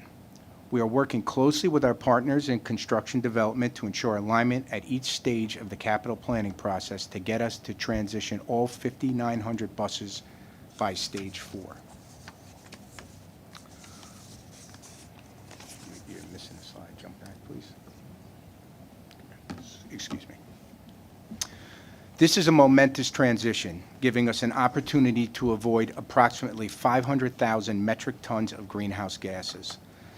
This greenhouse gas avoidance is over and above the approximately 20 million metric tons that we currently avoid by virtue of having the current transportation network in New York City. Looking at the transition initiatives included in the current capital plan, I'm happy to report that we're working hard to meet this challenge. As we always mention, buses are engines of equity for New Yorkers. MTA buses serve a disproportionate share of low-income and minority households compared to other modes of transportation. As part of zero-emission transition, this team is committed to prioritizing equity and environmental justice in the rollout of depots and routes to ensure that the benefits of zero emissions accrue to those communities most impacted. Other factors include equitable borough distribution, power supply availability, construction feasibility, and schedule feasibility. In a nutshell, over 500 zero-emission buses and associated infrastructure is planned for deployment across multiple depots in all 5 boroughs. This year, we will begin taking delivery of 60 battery electric buses coming to 4 depots. In parallel, we are working to get infrastructure ready at 5 new depots as we take delivery of the 205 battery electric buses that this board approved back in December. Over and above that, we will use the procurement option that will allow us to secure another 265 battery electric buses that were slated to arrive at another 6 depots in 2027. The addition of these 500 electric buses in the next few years will be a game changer, not only for operations, but workforce development and service delivery. We're proud of many milestones achieved when we deliver these 60 all-electric buses this year. These are our first standard 40-foot purchase of electric buses. This is the first time we are installing autonomous pantograph charging dispensers. This is the first time we were working closely with Con Ed to source new power at a depot, and this is our first partnership with NYPA, New York Power Authority, on MTA and building out this infrastructure. To demonstrate the automation of capabilities of this pantograph charging, I want to show you a short clip. Let's hope I get this right. You got it.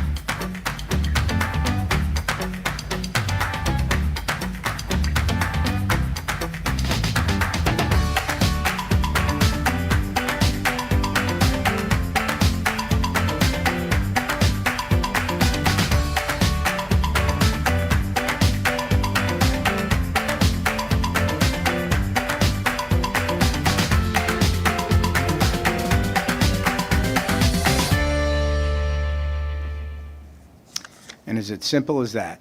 So at this point, I'm going to hand it over to Sunil Nair, our Vice President of Zero Emission Fleet Technologies, and he's going to talk about a broad industry overview and some lessons learned, some developments in the fuel cell technology and the work that we have undertaken with the FDA. Yes, Frank, please. can I just ask you, how many depots have that cool charging? So right now, station? there's 1 installed, and how many are for this 60? It's 1? Yeah, so right now we have 1 depot installed. Right now we have 1 depot installed with another 60 of those automated pantograph systems coming on the property by the end of this year. Yeah, I think that's. Thank you, Frank. Good morning, board members and Chair Lieber. Thank you for the opportunity to speak in front of you and give you an update on zero emissions.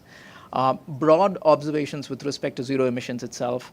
As we all know, there is a zero emissions premium on buses and charging infrastructure, which means that the zero emission costs, both for buses as well as the charging infrastructure that you just saw, are expensive compared to your regular fossil fuel buses. So agencies across the country are taking into account this additional capital costs that need to be factored into their budgets. This is critically important. The MTA is doing a lot of work in this area. We've actually put in for a low-no grant to the federal government to ask for more funding in this space. In fact, the grant was put in just a week back. Earlier this month, we put in an EPA grant. So we are availing of all opportunities and avenues to make sure that we get the funding to cover these shortfalls. But these buses are expensive. Multiple transit agencies are seeing the same challenges, and I just want to mention the other challenge that we are facing is that bus equipment manufacturers in the United States are dwindling at this time. We had a recent loss of Novabus. Proterra and Eldorado Bus are either stopping their bus manufacturing in the United States or will soon be stopping. eBusco is another company that we talked to in Europe and we have been working with, but they have signaled that they're primarily looking at the European market given the increased sort of priority there too in Europe as compared to America. So that's understandable. But rest assured, we are working really hard with existing manufacturers in the United States as well as across the pond in Europe to source additional bus manufacturers. The third piece that I want to just bring to the fore is that multiple transit agencies around the country are understanding that a rationalized utility rate structure, specifically when it comes to public transit charging, is critically important to balancing operating budgets. This is key, and I think there's a lot of support around the country to make sure that utility rates are harmonized specifically for public charging. This is not for private charging. This is for public transit charging. So that's slowly gaining in momentum across the country. And lastly, as one of our speakers was mentioning, the advent of hydrogen, specifically the work that the federal government have been doing in popularizing hydrogen across the country, specifically in terms of opening up 7 separate hydrogen hubs in the country, is sure to kickstart the development of hydrogen as a alternative propulsion fuel for our zero emissions program. We will talk about the work that we are doing on hydrogen very soon, in a couple of slides right after. That said, what are we doing to ensure that we are future-proofed as we start to expand on not just the 60 buses, but also the 205 buses that Frank was talking about? We are working with our internal agency partners. We are working with C&D specifically to make sure that any kind of work that's happening at our depots in terms of state of good repair, additional construction work, or other normal refurbishment work is in line and is in concert with the zero emissions work that we are undertaking there. That is key so that we don't get into each other's way. So a lot of that advanced work is happening. Another big positive in this space is the extremely good collaboration that we've had with Con Edison. We've built up a working group with Con Edison with full visibility from their leadership in ensuring that they understand our forward plans, they understand our immediate priorities, they understand our power loading needs at each of our depots. This way, the cultivation of that relationship and that working group is going a long way in ensuring that we have full support from our electrification partners, Con Edison. A couple of other things that we are doing is on the charging infrastructure front, we are working with multiple charger manufacturers in terms of pre-qualifying them so that we don't waste time once the contract is awarded. We have qualified them, they are Buy America Act compliant, and we can work with them right away. So that's a big key piece in terms of reducing timelines and making sure that we hit our 2040 deadline. Locking in prices from charger manufacturers is another key step. This way, once you head into actual design build, you have these pre-negotiated pricing which you can fall back on, leading to less change orders in the long run. And then, of course, lastly, it's not just the dispenser that you see. There's a lot of additional pieces of infrastructure that stand behind the dispenser that you just saw in the video that Frank showed. There are things like switch gears. There are things like transformers, conduits, and additional networking equipment. Some of them have long lead items. Some of them have lead times of approximately 12 months. So we are pre-ordering those long lead items as soon as possible right after the contract is awarded. So we are appropriately future-proofing ourselves to make sure that we are up for the challenge that comes ahead. That said, we are also working with the FTA in terms of making sure that both the bus manufacturers as well as other transit agencies are listening to some of the needs that's kind of percolating up from multiple transit agencies. And in this sense, President Davey had recently traveled out to DC to work with FTA administrators, bus manufacturers, as well as transit agency heads to really bring to the fore some of the big challenges in the zero emission space. And in this sense, right after that, the FTA released what's called a Dear Colleague letter that laid out specific guidelines to transit agencies in terms of special financing tools that are available. For example, things like advance payments, milestone payments, how to work for price increases and things like that. So the guidance from the FTA is super useful and will actually move the industry ahead, both the bus manufacturers as well as transit agencies, to move it ahead to some of these goals. Also, I'm happy to say that the MTA is leading an all-agency review across multiple large transit agencies in the country in the development of what's called a common specification. A common specification is critical because and it's hoped that we would reach there, but it's critical so that bus manufacturers can build to a base spec or a base bus, and then agency-specific kind of technology accoutrements can be put on that base bus, reducing costs, increasing the throughput of buses on their production line, and generally increasing efficiency. So all of these are really setting us in a good stage for the future, in terms of expansion.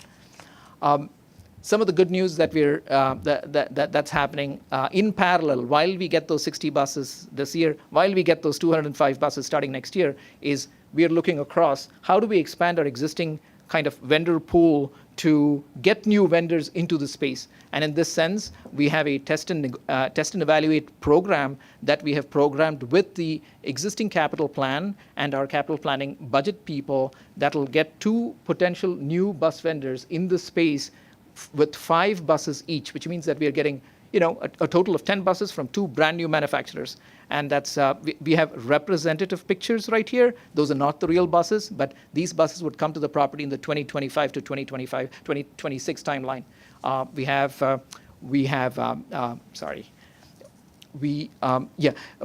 Solaris bus from Europe and the MCI coach bus. And the exciting thing about the MCI coach bus is that that's the first time we would get into a 45-foot coach business in the zero emission space. So that's quite exciting.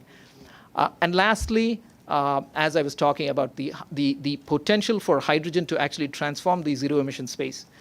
Hydrogen as a fuel we think it has a lot of potential in the space. Firstly, in the fact that the operational characteristics that we have understood from the West Coast in terms of running zero-emission buses closely mirror that of our existing operating characteristics at our depot. That's a big win for us. Secondly, the range of these buses are consistently about 300 miles, which is great because cold weather does not affect these buses like they do for battery buses. Long story short, we have 2 of these pilot buses coming to the property first quarter of next year. We would be testing them in revenue service, understanding their characteristics, and that will inform the next steps with respect to the capital plan. The good part here is that FDNY has been super helpful in terms of getting to all of the permitting requirements that are required because hydrogen is a new fuel. We are all new to the space. FDNY has been super cooperative, and we feel that we have a really good path forward in terms of next steps. That's really all I had at this time, but happy to answer any questions, and thank you very much for the opportunity here. I just want to recognize that you mentioned it, but Rich Davey has been co-chairing this national task force that the White House chartered to figure out how to grow domestic capacity and just capacity in general for the production of zero emissions buses, because everybody's getting into this business. So thank you to Rich for a lot of those standards that Sunil mentioned came out of Rich's group and Rich's leadership. So thank you for that. Questions or comments? Jamie Barbas. Real happy to see the work on hydrogen. It's very exciting, and I'm glad that, Rich, I didn't know you were so involved in that. That's fantastic as well. And the work on commonality and common technology is fantastic. When you look at your long lead items, are you also looking to the view that they would need to be of compatibility of any system that then gets adopted or manufacturer that gets adopted? So the short answer is absolutely yes. A specific example is the long lead item of switch gears, and we are taking into account all of the specifications that we use for existing switch gears, make sure that that's in the specs and in the functional descriptions and things like that. So absolutely yes, yeah.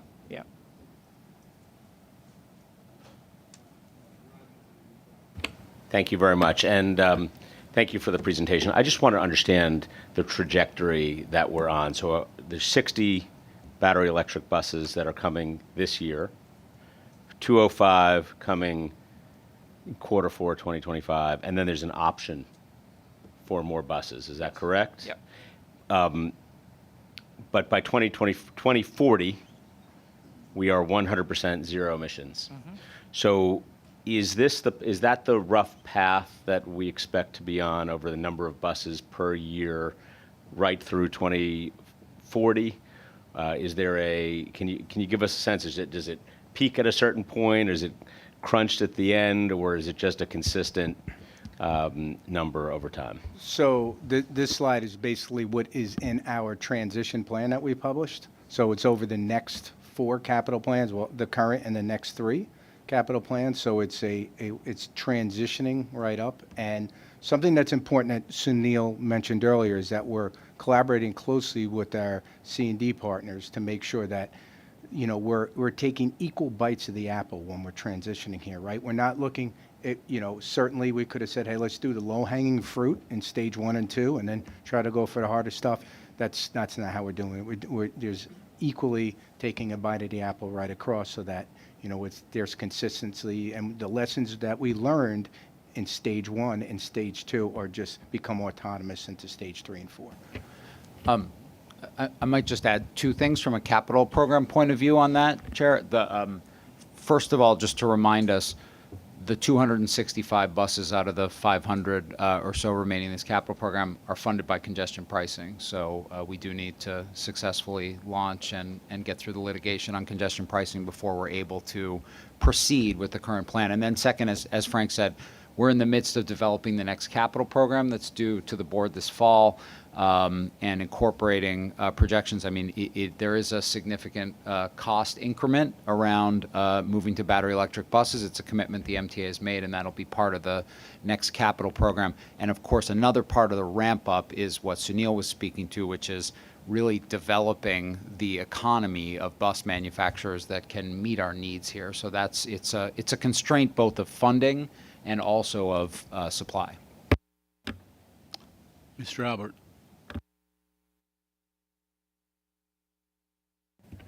Thank you for the presentation.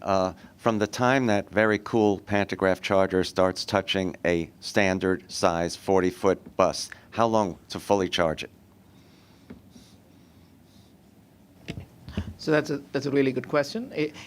And I'm not trying to duck the question, but it depends on the state of charge of the incoming bus.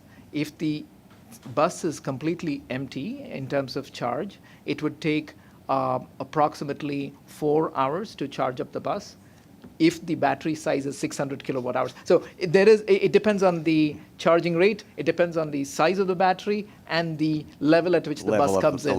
So it's a multiple set of parameters. So the longest time would be? Between 4 to 5 hours, yeah. Okay, yeah. Great, thank you.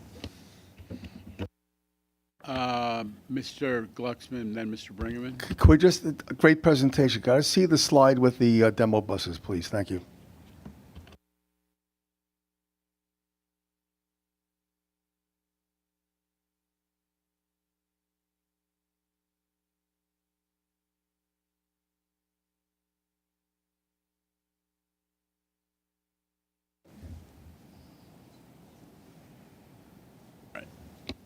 With that, go ahead, Mr. Bringerman. No, I just wanted to make a comment that I was thrilled that hydrogen is something that you're investigating. I'm more interested in see how you guys make out, because there's going to become a time in the not too distant future we're going to need to replace our diesel fleet on the Long Island Railroad, possibly Metro North, and hydrogen could be an option for us. They have hydrogen trains in Germany. They're running quite successful with vendors that we're familiar with. So I'm going to be anxious to see how you make out with the buses, and then hopefully maybe we can take that over to commuter rail.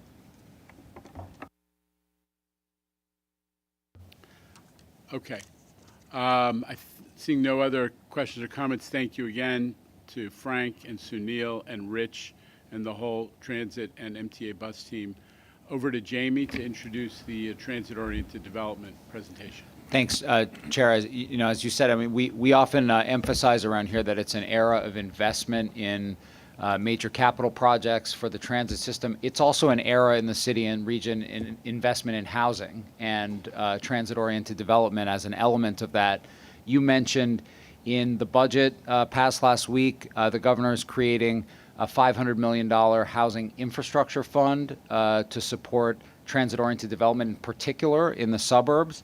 Of course, we acknowledge that our new board member, Chair Gorodnick, and his City Planning Commission certified major new citywide zoning effort that includes a significant transit-oriented development set of opportunities yesterday into the city's land use review process. So as all that's going on, the MTA is doing our part. We have built a transit-oriented development group under Bob Paley over many years that's working on a variety of fronts, and we wanted to ask Bob to brief the board on the status of those efforts. Great, thank you, Jamie. I'm pleased to be here to give you an update on MTA's TOD activities.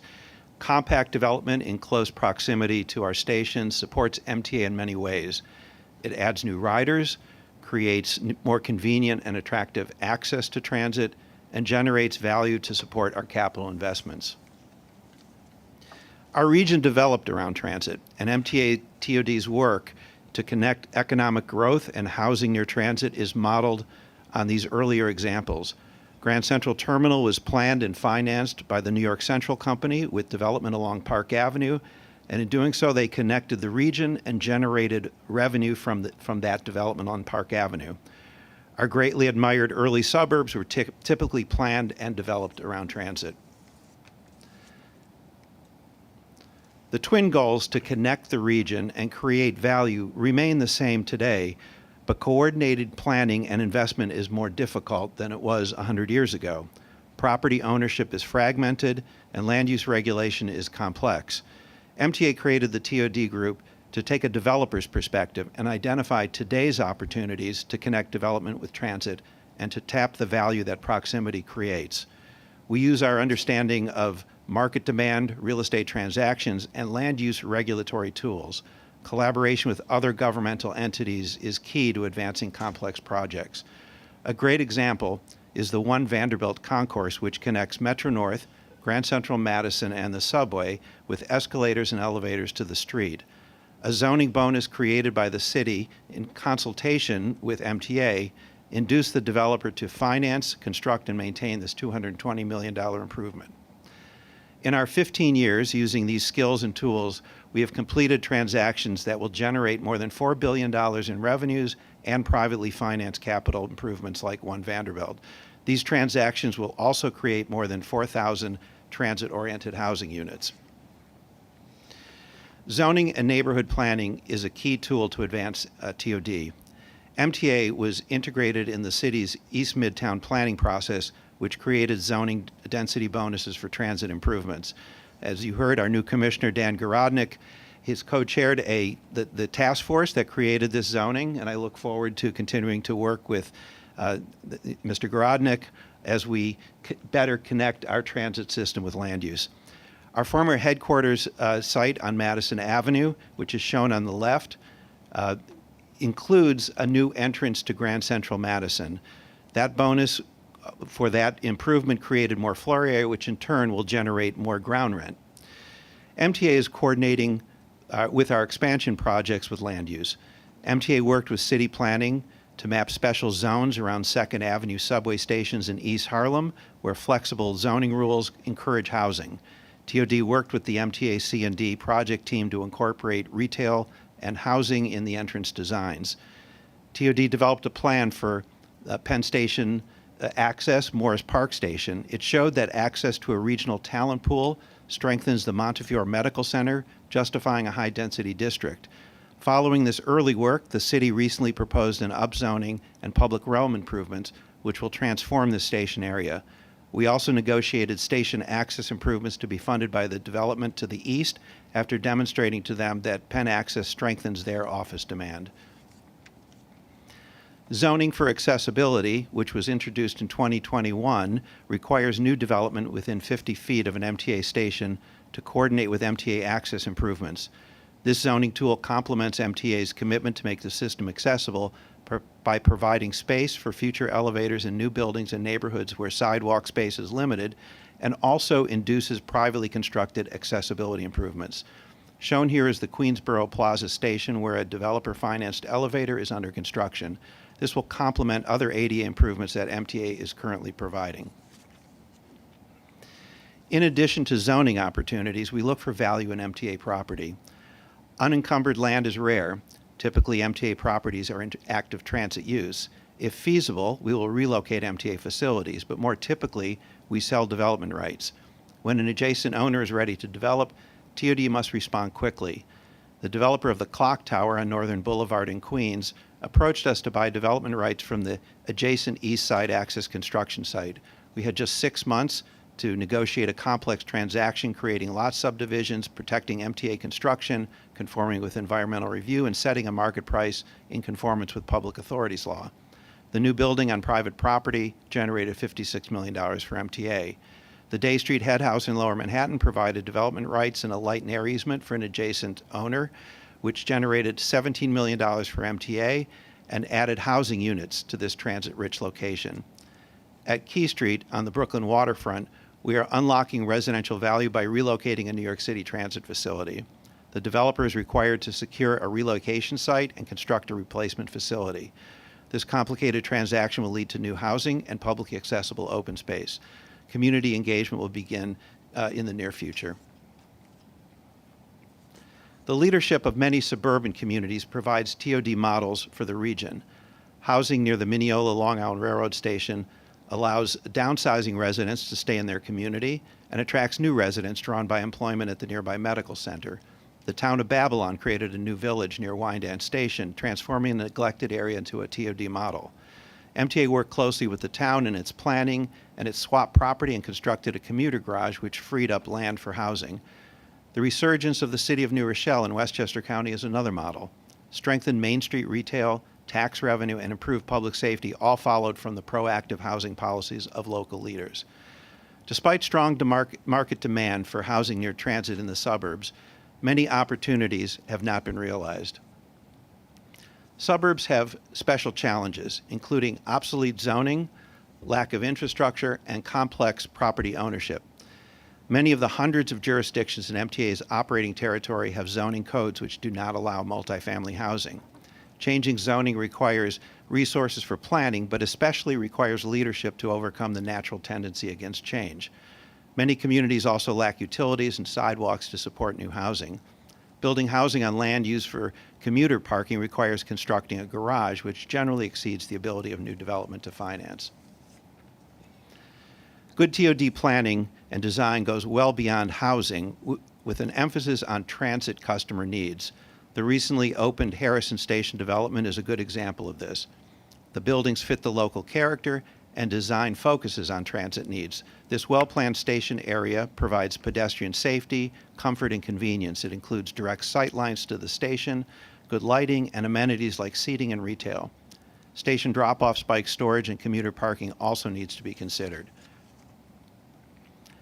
Housing development alone, however, without thoughtful planning of pedestrian and public realm considerations is not successful TOD.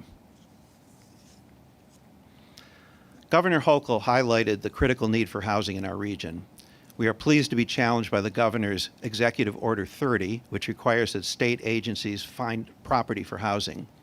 Our New York City properties are well understood, but in the suburbs, we had previously only focused on a relatively small set of MTA-owned suburban parking lots. However, with the potential for state support, we have undertaken a review of all suburban sites, including those that we lease but don't own, and sites which can be developed only if combined with adjacent parcels.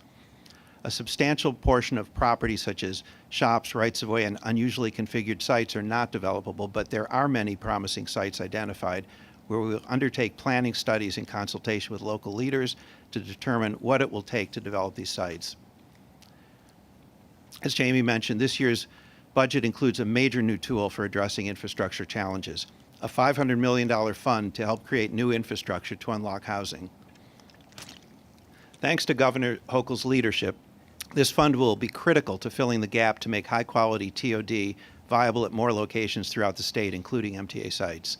We'll be working closely with municipal leaders to take advantage of the opportunity this creates. For example, at Beacon, there is great interest in development on a portion of the parking lot at that Metro North station. However, a previous RFP failed as the cost of constructing replacement parking was too high for the development to bear. With this fund in place, we will be issuing a new RFP this year, facilitating badly needed housing that the local community supports and helping grow our ridership at the same time. This is the sort of solution to the housing crisis the governor has tasked us with, and we're thrilled to have this new tool to achieve it. Here are 3 other examples. The village of Hempstead has designated developers to pursue housing on many sites. We'll work with the village to focus on the 2 commuter lots adjacent to the Long Island Railroad station to develop a plan for a garage configured to accommodate commuter needs while maximizing housing on the remainder of the sites. The plan will also ensure safe pedestrian crossings and vehicular movements. Here, MTA does not own the lots, but simply has operating agreements. We'll be working with Westchester County, which owns a lot adjacent to the Metro North lot at the Mount Vernon East Station, to prepare a development plan for the combined sites. This will increase housing beyond what MTA could accomplish on its property alone. And in the town of Lewisboro, a state DOT-owned lot leased to MTA is a prime opportunity. State DOT has no development powers or expertise in that matter, so MTA will take the lead, working with the town to create a housing plan. The plan will propose commuter parking garage alternatives, pedestrian improvements to access the station and nearby shopping, and utility needs. The infrastructure fund will be critical here to support new housing. Many other TOD activities are moving forward that you'll be hearing about in 2024. Construction of the Grand Central Madison at Madison Avenue and 45th Street will start this summer. We'll issue requests for proposals for suburban TOD this year, including Beacon and Westbury, and in the city for our site on Northern Boulevard in Queens. We'll be bringing to the board transactions to support Morris Park TOD, and our web-based first last mile toolkit for localities will be updated, and a suburban secure bike parking pilot project at Long Island Railroad and Metro North sites will be launched. Further in the future, MTA's potential investment in the IBX service connecting Brooklyn and Queens presents a major opportunity for new housing and strengthened employment centers. We will expansively explore such opportunities with New York City. We will also study joint development and pedestrian access to new stations. And that concludes my update. Anybody questions? Mr. Mack. I think this is a boom. We spent 4 generations in development, and this is the most exciting thing I've seen. And I guess, I don't know, I guess I'm here 30, 35 years to go forward like this. A boom. Also, it'll help congestion.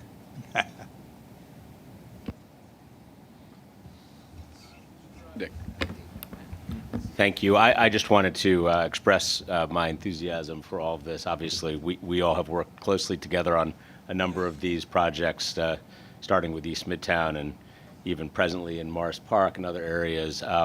So finding ways for the city and MTA to collaborate on the creation of housing and public realm improvements and neighborhood planning and good design is something that is very exciting to me too, obviously, and just wanted to say looking forward to working with you in this new capacity. Thank you. Mr. Zuckerman. Thank you, sir. I've always been impressed by this topic, and it obviously works well in urban settings. It works well in suburban settings. Putnam County I represent is more rural in characteristic, and we have a number of stations that have an opportunity potentially. The Patterson Station is a really moribund downtown, would be incredible place for people to have either weekend homes or even denser areas to spend the full time there. The Garrison Station, not the Harrison Station, the Garrison Station, where I commute out of, has a really interesting opportunity. And so as we think about this program, I know in years past we've reached out to local officials in my county, but I urge us to think about how we help even the more rural environments, because they have their own unique settings. For example, in the Garrison Station, we don't have town water. Everything is on a septic system, so we have challenges in a well water. So there's more challenges in the environment, but I do think over time it's a really interesting attraction to make the entire region focused on transit-oriented development. So thanks for what you're doing, and if we can talk offline, I'd love to expand what we can do in our little area. I agree. I just want to add that the market has strengthened in some of these outlying areas over the past several years, as we're seeing in Beacon. So I think the opportunity is really here now. So I agree with that. Mr. Chu. I agree. I'll echo boom. I think this is a boom too. You know, I want to see. I'm eager to see some of the findings from the first last mile. I know Jamie and I have talked about it before, and Jessica Matthew. I've had some exchanges. Bike share. So I know everyone's obviously aware here in the city. The city bike, and it's used and it's well deployed. Nassau and Suffolk counties. It was a big deal for our green building advocacy community to get ahead of the infinite number of municipalities on Long Island and actually get universal procurements between the counties for bike share. So I would love to see an opportunity, but it's used intermittently and it's certainly not widely adopted. So I'd love to see opportunities for us as we're doing transit-oriented development outside of New York City to help promote that and promote it in a way that you have interoperable systems that are compatible with one another, just like here in the city bike is. Just to enhance that that first last mile options and maybe even help us. It's great that we're thinking about parking, but of course I think the goal ultimately is to need as little parking as possible as we move forward. Thank you. Ms. Lopez and then Mr. Brinkman. Thank you, Mr. Chair. I want to thank you for your presentation. At first, I was getting a little worried because it was so city-centric, and then you started talking about the counties, and I was happy that you mentioned the different projects. I want to triple Sammy's boom to 3 because the Westchester County benefits from 3 different rail lines, and what we're seeing is large new housing developments within half a mile of different Metro North stations. So this is an extremely important topic. And I also appreciate the communication that we're having with your planning staff. Westchester County is now meeting with them on a monthly, quarterly, bi-monthly basis. So I think that communication is key to moving forward with different variety of topics related to TOD. So thank you so much. Mr. Brinkman. Just wanted to quickly pile on the boom. No, seriously, seeing how it's revitalized Ronkonkoma. I mean, it's almost like they built a new little city right there. And I know Wyandanch also, tremendous revitalization. So I think this is great, and I support everything that you're doing with this. Mr. Herbst. Boom, boom, boom. I think this is an excellent avenue and the right direction to go. We have seen transit-oriented development, particularly in the suburbs, Long Island. Some of the locations have already been mentioned.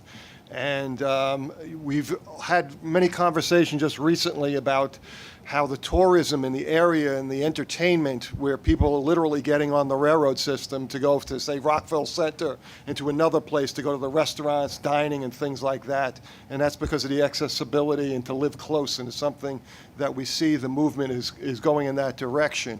And the vibrant downtowns are really being an attractive place for people to live. One of the big concerns that we keep hearing, though, is the parking facilities that are in the areas. And over time, there's been conflict between the municipalities and the MTA trying to offer, and I think we have to have more of a partnership moving forward. I think you've made a good effort in that direction, but to see this to continue, I support those efforts, and I thank you for what you're doing. Just respond to that, just to make sure we're emphasizing that to all the board members from Long Island and Westchester and elsewhere, that the governor has ordered us, through the executive order Bob talked about, to go through and identify wherever we have land holdings or other assets that may help us to unlock transit-oriented development around suburban rail stations. So we've done that. And then the budget includes, Board Member Herbst, the exactly for that problem, $500 million that can help to replace commuter parking, to unlock some of that potential. And I will say, since it's been mentioned, if there are developers, local elected officials, or planning officials that see an opportunity that we haven't identified because we've been focused on what Bob rightly says, a limited amount of MTA-owned sites, but if there are other opportunities where we can combine resources in some way to get transit-oriented development done around suburban stations, we're very interested in having that conversation. Okay, seeing no other hands, I will declare that this topic is booming, and bring the discussion and super important, super interesting, and super topical. Connecting, we all know that transit and housing are connected, but it's so the connection is so clearly apparent in the work that you and the TOD team are doing, Bob. So thank you, and we'll keep us posted. Keep this board posted as all of these projects unfold. With that, if there are no other comments or questions, we're going to move to our regular board business. The minutes of the March board meeting and the minutes from each committee have been distributed to all of the board members. Are there any corrections or omissions? Let the games begin. Mr. Albert. Yes, there are 3 corrections on page 5 under public speakers. It should say Jason Anthony, not James Anthony. And on page 8, Rich Davies' name is obviously D-A-V-E-Y, not D-A-V-Y. And the last line says, and provided some of the principles that guided the TMRB. That should be the LES principles, not the ALS principles. All right. All right, that's Andrew Albert bingo right there. Thank you. If there are no further corrections, the minutes are approved as distributed and corrected. Thank you, Mr. Albert. Ms. Barbas, you were chairing the Bridges and Tunnels Committee. Would you report on that?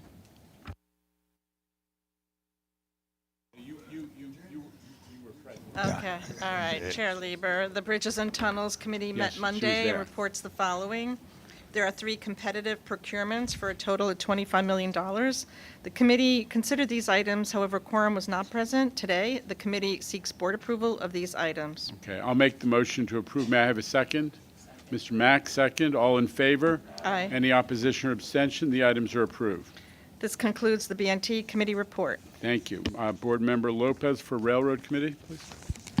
Chair, the Joint Railroad Committee met Monday and reports the following. There is 1 competitive action for a proposed expenditure of $41.3 million. The committee recommends this item, and I move it.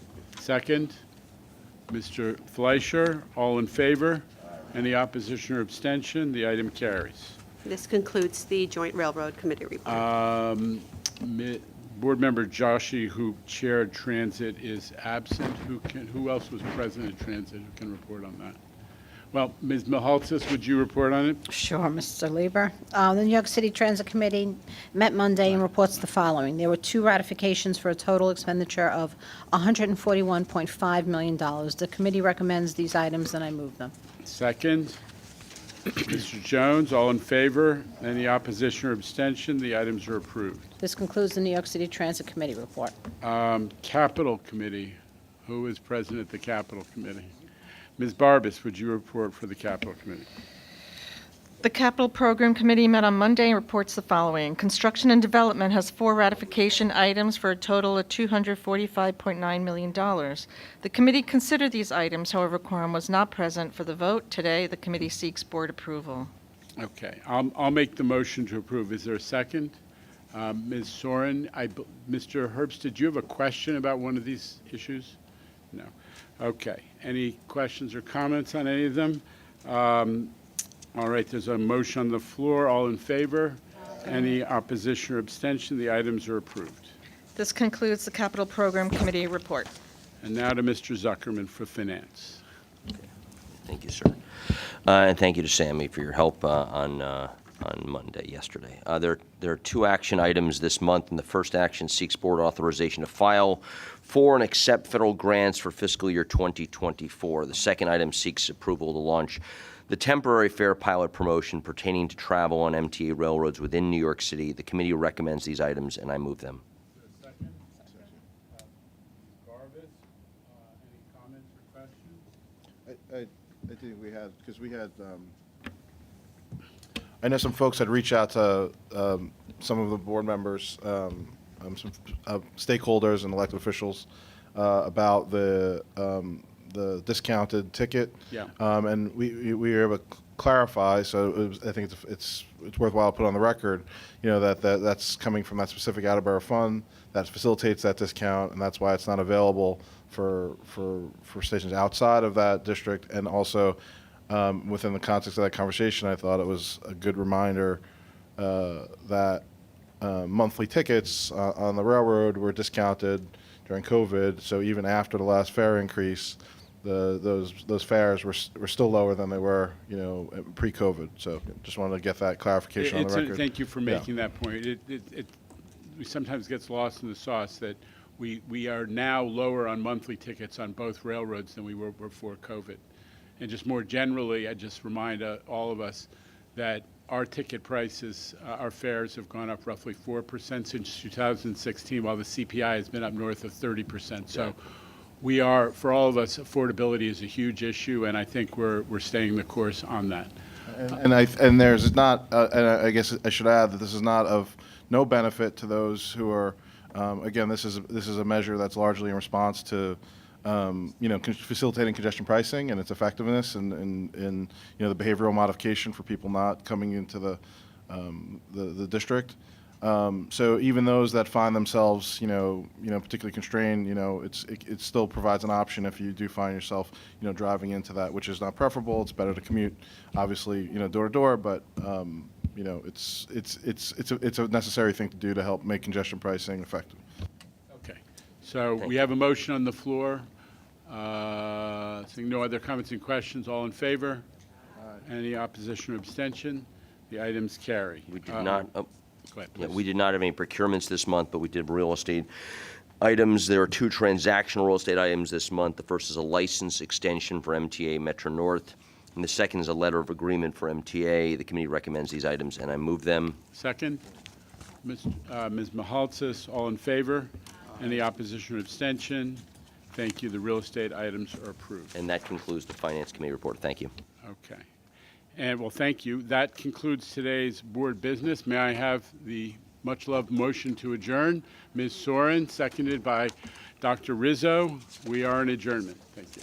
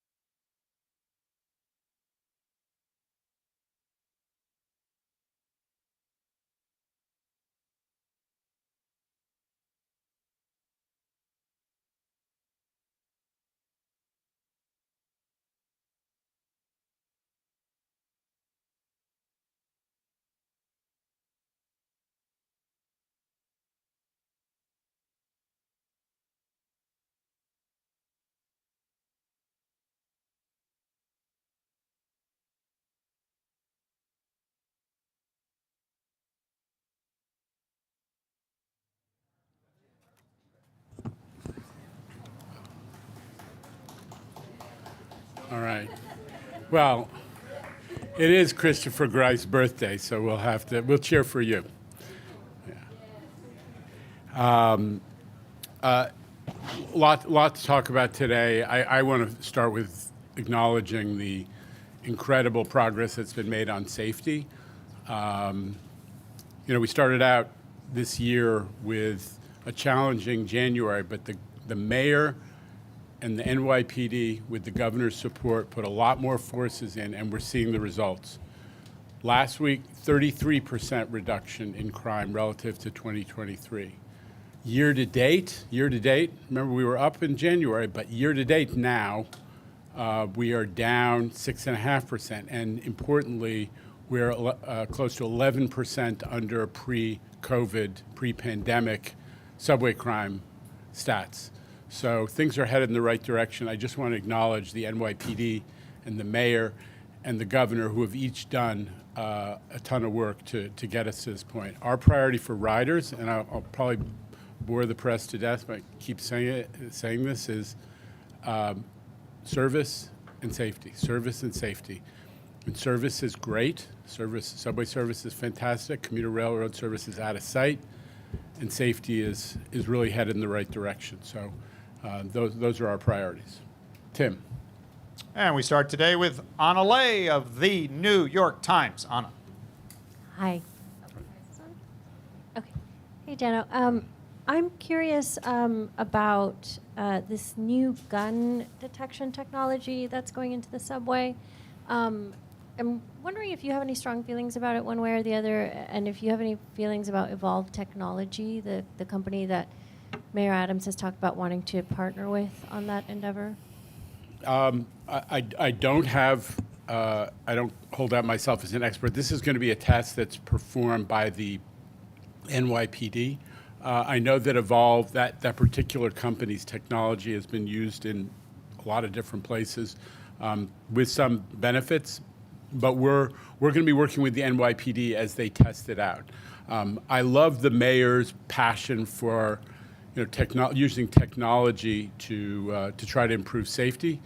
In some cases, it can make a huge difference. We've seen real benefits, for example, from use of drones to spot subway surfers. Before, we have cops in stations and along the lines where there has been historically some kids who have been doing subway surfing.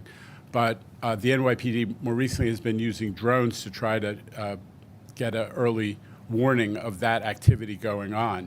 We love that. Other things, not as high impact, no secret. So we're going to work closely with the NYPD to do this. We have done some of these tests on our own as well, principally in Grand Central and a couple of different locations with the federal government support. But this pilot is really going to be run by the NYPD, and we're going to support them. In addition to the effectiveness of the technology, we're going to be very focused on the placement of these devices. How does it work from a circulation standpoint, making sure that people can, if they need to, run for the train and get in and out of the station cleanly and easily. And we're going to work with the NYPD to see how it goes. Over to Samantha Liebman from New York One. Sam. Hi. So I have two questions. One is currently drivers who have an Easy Pass not issued by the MTA do not get a discount on the MTA bridges and tunnels. So will they still get the discount from the congestion pricing gantries? So I think you mean it's New York State. New York State Easy Passes. Right. If you have a Port Authority Easy Pass or a New Jersey Turnpike Easy Pass, you don't get a discount on the MTA bridges and tunnels. Is Allison here? Can we get back to you on that? You get it on the congestion pricing charge. You do? Not on the bridges, but on the You do. You will get it on the congestion pricing charge. I am informed. Okay. Yeah. All right. My second question is, we talked about mitigation for New Jersey, but is there also going to be mitigation money for Staten Island? Well, yeah. I mean, we have to give the feds the feds who have supervised this whole environmental review process an opportunity to look over what we submitted. So I don't want to get into all the particulars, but every single census tract which was identified as having a disproportionate impact, is the term of art that's used, increase in truck traffic in an area that already had pre-existing burdens, health and otherwise, does receive an allocation of the mitigation. So I'm not going to talk specifics. I did address the fact that New Jersey, which had claimed again and again in the legal setting that they were never going to receive any, was being allocated as part of our systematic analysis of the final tolling strategy, final tolling structure. They were being allocated, but every community that has census tracts that are identified through the analysis that we've done will get an allocation. All right, we go to the balcony where Gregory Mocker is standing by from PIX 11. Greg, if you stand up, we can see you better from back there. Thank you, sir. Could you address the discount that was approved today, and could there be others? Well, you know, one thing that it needs to be clear is this was a decision by the state legislature using a pre-existing program called the Outer Borough Transportation Account, which is, by the way, funded by surcharges on taxis and FHVs. There was money that was specifically designated to help transit in the outer boroughs. So that's where this came from. I have to defer to the state legislature. They made that decision to put that on. But I would say this, there have been huge discounts since the onset of COVID.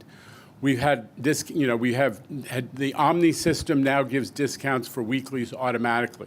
Our monthlies on Long Island and in Westchester are actually cheaper than they were before COVID, cheaper than they were before the pandemic. So we have emphasized affordability in the commuter rail system pretty successfully. I just remind all of us that MTA fares since 2016 have gone up like the base fare like 4%, when the CPI has gone up over 30%. So affordability is a big priority of ours, and we're getting there, along with reliability. Commuter rails are at 97.5% on average, and we are providing on Long Island Railroad, 40% more service, a brand new terminal, and we're doing it all while having lower fares for a big portion of our customers. So we think we're really hitting the mark on affordability. All right, let's move on to Alfonso Castillo of Newsday. May want to ask you about that 40% extra service, sir. Alfonso. Similar question. So I heard the back and forth with Sammy Chu. As you can imagine, I heard from some Long Islanders saying, why aren't we getting this? Understanding that this is specifically from a pool of funding that is for the city. But if in principle, the idea is if we want people to get out of their cars and take the train, let's give them incentive to do that. Should that be extended outside of New York City? Listen, Alfonso, you know this, so I'm going to hold you to it, that we cut the cost of transit coming out of COVID, particularly for Long Island Railroad, while providing a lot more service. So, as I said, we're really confident that we've done a lot on the affordability front. I'm not going to recite the numbers for you.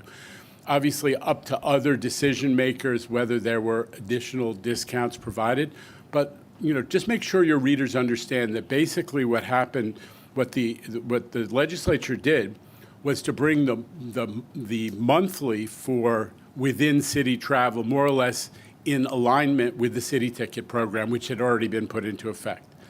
So there wasn't it was mostly just making sure it all lined up, and I think that it has a great benefit for being an attraction for some folks who, instead of having to buy a new city ticket every day, now can buy a monthly if they're regular commuters, and that's great. But that is the principal thing that it did, is it brought a benefit that already existed into some alignment with a daily ticket discount that had already been provided. A second question on congestion pricing. I think you've heard Congressman Gottheimer question your math about the $1 billion. I know they think it's, by their math, closer to $3 billion. Can you talk about the confidence level in that projection that congestion pricing is going to be bringing around $1 billion a year? Yeah, I mean, listen, we're doing modeling that is based. We're utilizing models that are kind of dictated by the federal government and is the standard model that is used by, not to get technical, but this is the NIMTIC, the regional model for for planning of air quality and traffic that's used by all the agencies in the area. So we use that model, and taking into account all the discounts and exemptions that take place, and the overnight discount and the low-income discount, and all the other realities of emergency vehicles that won't pay and so on. That's why we think it's $1 billion. I'm pretty sure that other folks who have claimed it's much more haven't really done the math in alignment with the reality of the tolling structure that we've proposed. They just appear to have taken, the total volume of traffic and multiplied it by $15 or something like that without taking account of all the vehicles that won't pay. But honestly, Gottheimer can continue to conduct, these stunts. Obviously, this is not a guy who's done a lot for transit. He has sitting in his district a major rail line that was called the Hudson-Bergen line that now we here refer to as the Hudson-Hudson line. It never went to his district because he's never lifted a finger to do anything for transit. He continues to come to Lower Manhattan. He can keep coming to Lower Manhattan in his chauffeur-driven car with the special license plate that appears to exempt him from normal traffic laws and tickets that might be assigned. He can keep coming. And I'm not going to have to engage in stunts with politicians who want to do that. What we're focused on is making sure that people get the benefits of congestion pricing. Do not overlook the fact that for the region, every pollutant is projected to be reduced by congestion pricing. So if you're interested in air quality, if you're interested in eliminating traffic violence, if you're interested in safer streets, cleaner air, congestion pricing is where it's at. Thank you. And we move to Dave Colon, Streets Blog, less than 7 hours away from, could be the end of round one, right, Dave? Good afternoon. David, I'm sorry, I forgot to mention the Gottheimer illegally parked. I know that's a big issue. We were on that. Yeah, okay. We were all over that. We were the ones who revealed his ticket. That's the Streets Blog promise. We will always find speeding tickets from politicians. Go Knicks, go Rangers. Jano, I wanted to get a little bit into bus fare evasion, an old comment of yours, and the fact that so far this year, bus passenger revenue is down $29 million from what the MTA has been had expected from it. Buses is really the only place where paid ridership is where it's just completely off of these McKinsey projections that came out. Everything else is kind of in that midpoint. Now, I think part of the issue here is bus fare enforcement is much more difficult to do than subway fare enforcement. You can't just put a cop at the start of at a bus store the way that you put them at fare gates on the subway. Now, last year, Is there a question here? I'm getting there. Okay, good. I'm getting there. Okay, all right, go ahead. So last year at a CBC breakfast, you said the quicker we can get the Omni system in place, I believe that we're going to have more ability to do European-style checking, where you can connect somebody out on a bus and check everybody for proof of payment. Omni is still not really close to getting there. It's not used much more than 30% on buses, hasn't been used on fare fares yet, hasn't been integrated there. If fare evasion is this much of a priority for the MTA, why isn't heaven and earth being moved to ensure that things like fare fares are integrated, make sure that it's used more on buses? I'm known for saying it, but I'll say it again. It's a fair point. Well, the Omni system, one of the big milestones that we're pushing towards is some of this, not the base fare, but the specialty fares. It's getting kids who ride buses disproportionately to school onto Omni and off of the wacky system of many different types of Metro cards, which are not always distributed perfectly at the schools. It's getting reduced fare customers onto Omni. It's getting the medical the benefits providers to accept Omni and to stop sending people monthly Metro cards. That work is huge priority for us, and I believe that when we get there, that the usage of Omni on buses is going to significantly increase. You're not wrong about fare evasion. Bus fare evasion is a real challenge that we are struggling with. Right now, I really don't have a response to your characterization. We are down. It is a significant threat to the economics of the MTA. But we have moved forward with the Eagle teams, and we're going to be talking a little bit more about trying to build more of a relationship between bus drivers and riders. This is something that Rich has thought a lot about, both to protect our bus drivers, but also to build a sense of community that needs to prevail in an environment which is basically voluntary, where there is not a cop standing there saying, you got to do it. And we're going to take advantage of the cameras to protect our riders, because we know that fare evaders and people who do things criminally or disruptive tend to go hand in hand. So bus fare evasion and the whole bus system fare payment approach is definitely a priority, and we have to make some milestones on that. Rich, do you want to step up on that? And if one of you can just tell me about Omni and Fair Fares, the timeline on that. I mean, like I think as Jano said, there's no silver bullet, right? And you've outlined the challenges particular for bus. We also weren't collecting bus fares for 9 months during COVID. I think that's another unique issue that we, are grappling with bus. But, as Jano said, and you asked, we're looking at rolling out Omni more quickly. Students will be able to, we expect to use Omni come this fall, for example.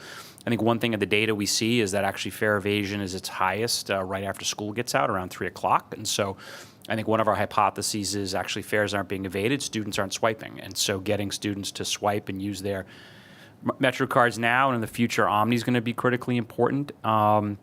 We're not going to enforce our way out of it.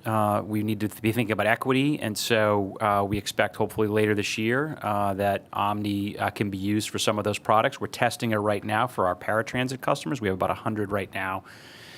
And then as we announced just this past week, our customer service centers, now folks can get their a permanent reduced fare Metro card. In the future, folks should be able to use those customer service centers to avail themselves of Omni as well. One more point, I think one thing we did notice back in December is that we saw a little bit of a higher than we would have liked to see outages on our buses with the Omni machines, and the team working with Omni has improved Cubic's uptime as well. So it's not one issue, it's a multitude of issues that we're tackling, and it's going to take us time, no doubt. Fair Fares? All right, let's... Fair Fares and Omni, is there any update on the I'll timeline get for you an that? update. No, I don't have an update on that, but we continue to progress, as I said, for Omni across a number of our fare channels, but I don't have an answer for you, but I'll get it for you, though. All right, let's move on to Rye Rivard right next door there from Politico. Rye. Yeah, given your relationship with Congressman Gottheimer and the sort of suburban-driven lawsuits, and the way that the budget fix got done last year, where it went from a whole state thing to a more local fix, is there any end to sort of the tension between the MTA and the outer boroughs and the suburbs, including the New Jersey suburbs, or is this just what happens here? I'm not sure I agree. Like 80% of folks in New Jersey who come to the CBD take mass transit. They're looking for New Jersey to invest and improve mass transit the same way that folks, the 80+% of Long Islanders are looking for high quality service from the commuter railroads in New York. So I think there's much more alignment. And we heard today about transit-oriented development. In many ways, the differences between the city and the suburbs are starting to diminish as we recognize the challenges of housing at the regional level. And that more and more folks who live in the suburbs want the benefits of urban type or more dense living close to transit. Maybe they only own one car instead of having to own 2+ cars.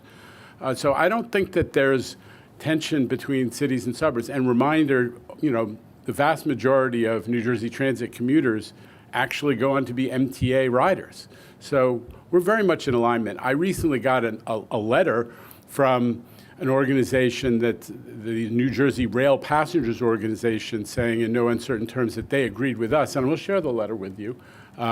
They agreed with the New York State on congestion pricing and objected strongly to the way that New Jersey had underfunded transit and let it deteriorate. So I think that we're in alignment with most people in the suburbs, although the politicians seem to speak to very old school models of, the suburbanites hate the city and they don't like mass transit commuting. The numbers just don't bear that out.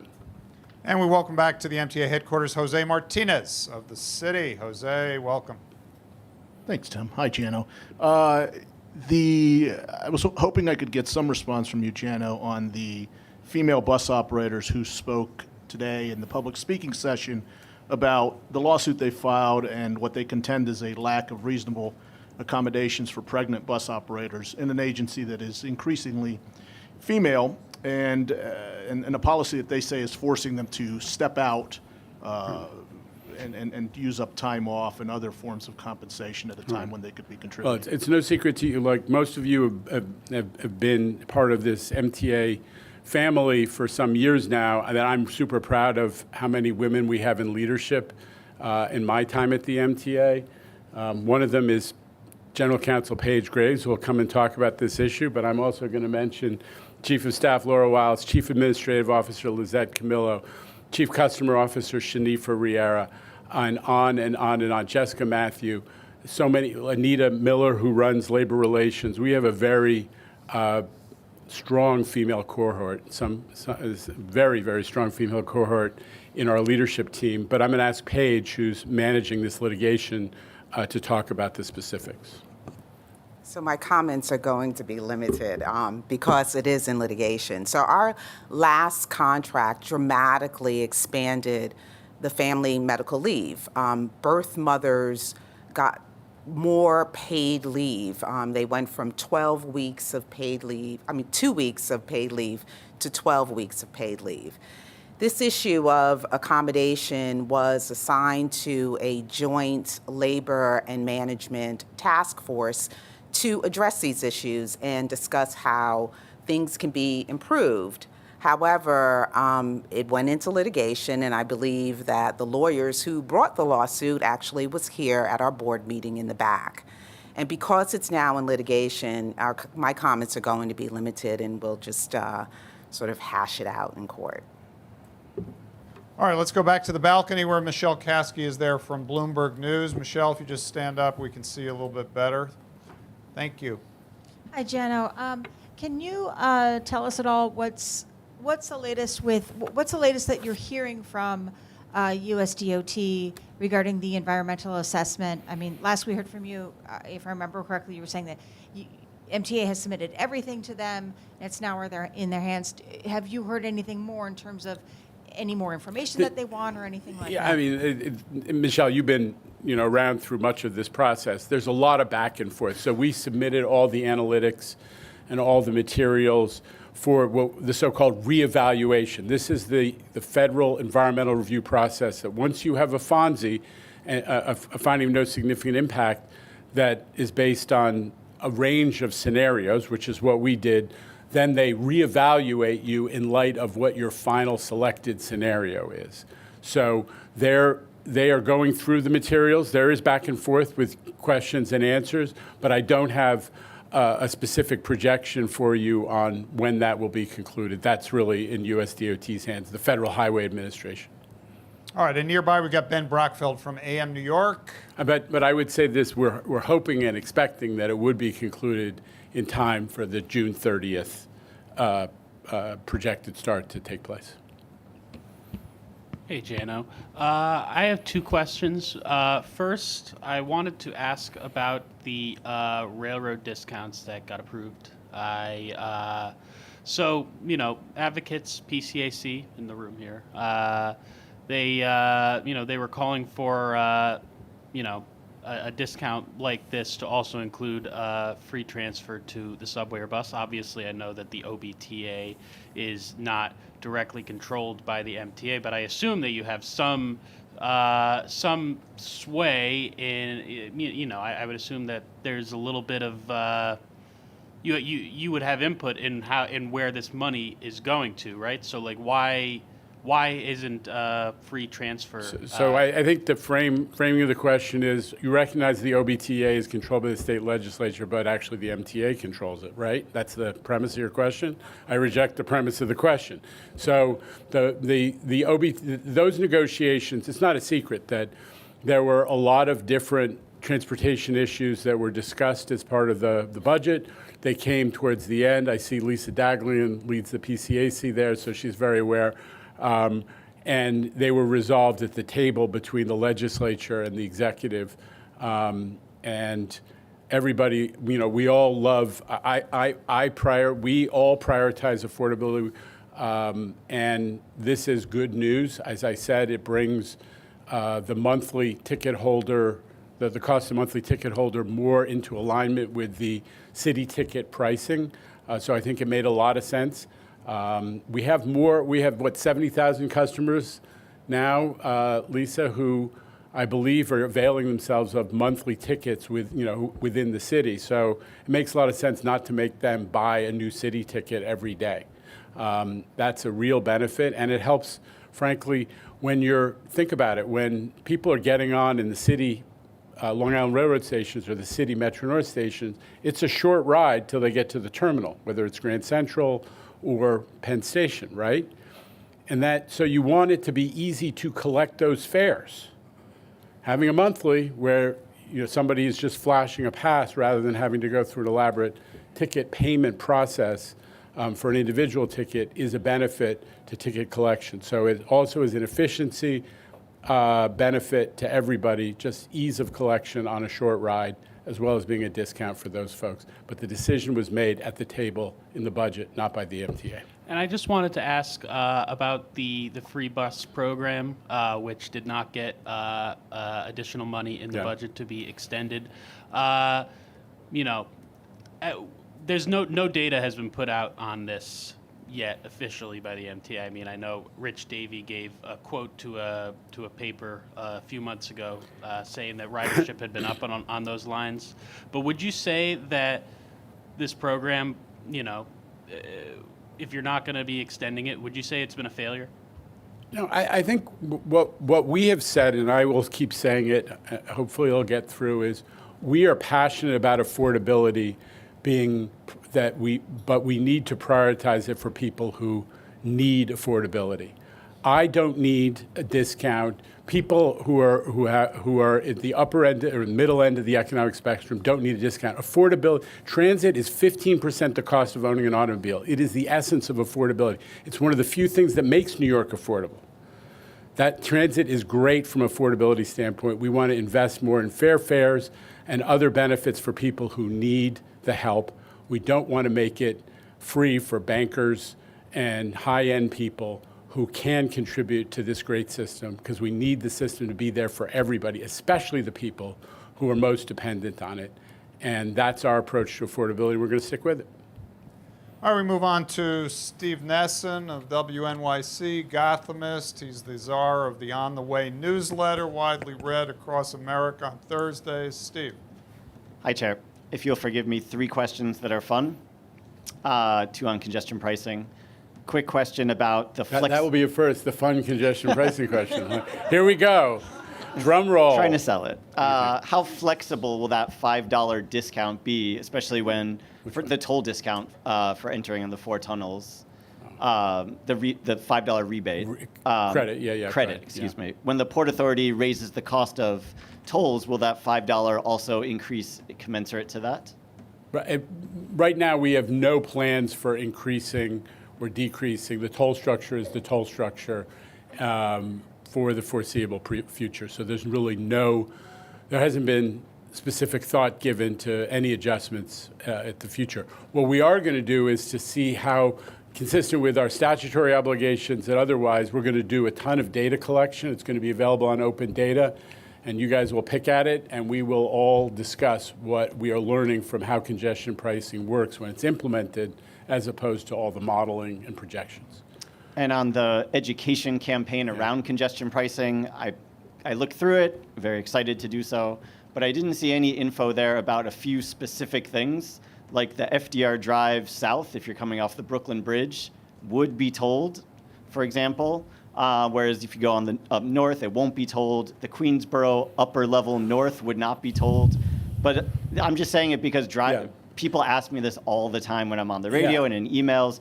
Does that undercut the MTA's credibility for the program to not be more specific about these details? So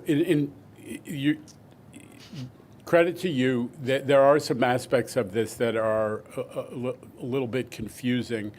What the result of is the legislation was very explicit, that the toll starts at 60th Street. So we had to study it in compliance with the legislation. There are some issues that I think seem a little bit of head scratchers sometimes.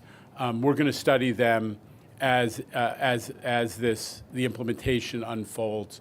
But we were just trying to make sure we were in exact compliance with the legislation. Steve, you can understand in a very litigious environment, we had to play by the letter of the law, and that said 60th Street was the barrier. Were those the fun questions? And the most fun question, following up on Hellgate's interesting reporting about NYPD officers driving MTA buses. From your perspective, how safe is that to have untrained people driving MTA buses? I'm definitely inviting Rich to comment on your most fun of all questions.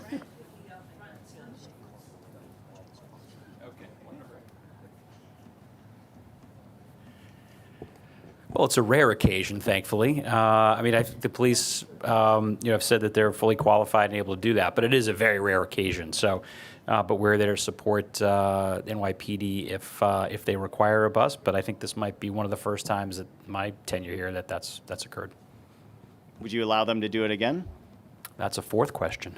It's a follow-up. All right, the math works. Anything else on the math? Steve, I was reminded by Juliet, the information that you're asking for about what things are told and what aren't is on the website. So we got to, and if there's any disagreement, talk to Juliet, but I just don't want to concede that there's something that's left unclear. Thank Okay. you. We go to Evan Simko-Benarski of the New York Daily News, the hometown newspaper. Evan. Hey, Chairman, how are you? I wanted to ask about, crime is dropping. Violent incidents, there have been a lot fewer, but there's still at least a perception, but there's transit workers have been the brunt of a lot of assaults. When this was a couple of months ago, one of the things that was brought up was cameras in the cabs for conductors and drivers on trains. We've talked about the sort of the cockpitization, for lack of a better word, at buses. I'm wondering if I can get updates on those two programs. Where are you guys at on that? Yeah, so obviously this has been a huge focus for the chair and for all of us at MTA. A couple things just in context. The good news is that worker assaults are actually down this year versus last, I think about 36%. We've also said one is too many, and we've had more than one this year. So on the updates, a couple good news. This past week, the DMV gave us a waiver that we've been waiting for to allow the installation of e-mirrors.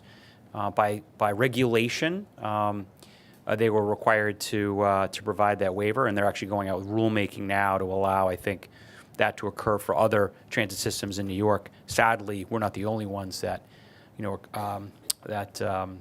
see worker assaults here in New York and elsewhere. And that'll be an unlock to allow us then to install the cockpit. So that's one. We've been testing, the subways team have been testing some cameras for the conductor positions to make sure that we've got good view, good visibility. I think we've tested 3 or 4 types so far. We haven't made our final decision yet on which specific one we will use. But we continue, as you know, in earnest to put cameras out across the system. I think we're at 27.5% of the entire fleet now has cameras inside subway cars. So, we continue to add those kind of layers of protection, but also we hope deterrence for our employees and our customers. And we'll continue to work with our labor partners as well. Can you speak a little bit too, because I know that there's been some back and forth between labor and MTA or New York City Transit regarding cameras in driver and conductor positions. Are you guys on the same page now? I think we're pretty close. Whether we get to the same page or not, or the right book or the right chapter, we're going to roll it out as we said. But I think, I think the TWU leadership's come around to understand that, had those cameras been in place for that awful slashing that occurred in February, we would have had a better chance of catching that perpetrator. So, but we're cooperating with them, and this is a place where management and labor agree. We don't want any assaults of our people, and we'll continue to work with them. And I would say this, one of the most egregious assaults of a transit worker named Anthony Nelson by a perp named Alexander Wright. That and many of these other assaults, we monitor them really closely to make sure we can show up in court along with the TWU. And the criminal justice system does take notice when we show up. So he has another court date on May 2nd, and we're planning to appear. But that brings me back to, I think, the point that can't be lost, Evan, which is the best defense against transit worker assaults is if our friends in the criminal justice system will actually charge those as felonies. They are on the books. An attack on a transit worker is a felony. There's a little sticker in every subway card these days that it's an up to 7-year penalty. So if the DAs and the other folks in the criminal justice system will treat it as a felony, and also attacks on cops are also in the same category, I think we will get out, because the people who do attacks on transit workers, almost all of them, as I said, have huge rap sheets. And I think I've said this to you a few times, right? 38 people for assaults, 38 assaults on transit workers, 38 people arrested for assaults on transit workers last year had over 1,200 priors among them. So if we start to get serious about people who are really problematic, and there's not that many of them, we'll be protecting our workers. Are those meetings among the stakeholders, Yes. the DAs, MTA, are those continuing? They're ongoing, and that is one forum where we hope to, with the DAs and other folks' help, to get everyone focused on the 100 to 200 people who seem to be the most chronic transit criminals. Thank you. All right, thanks, Jano. Paige Graves, Rich Davey. Thanks, everybody. Good afternoon from Lower Manhattan.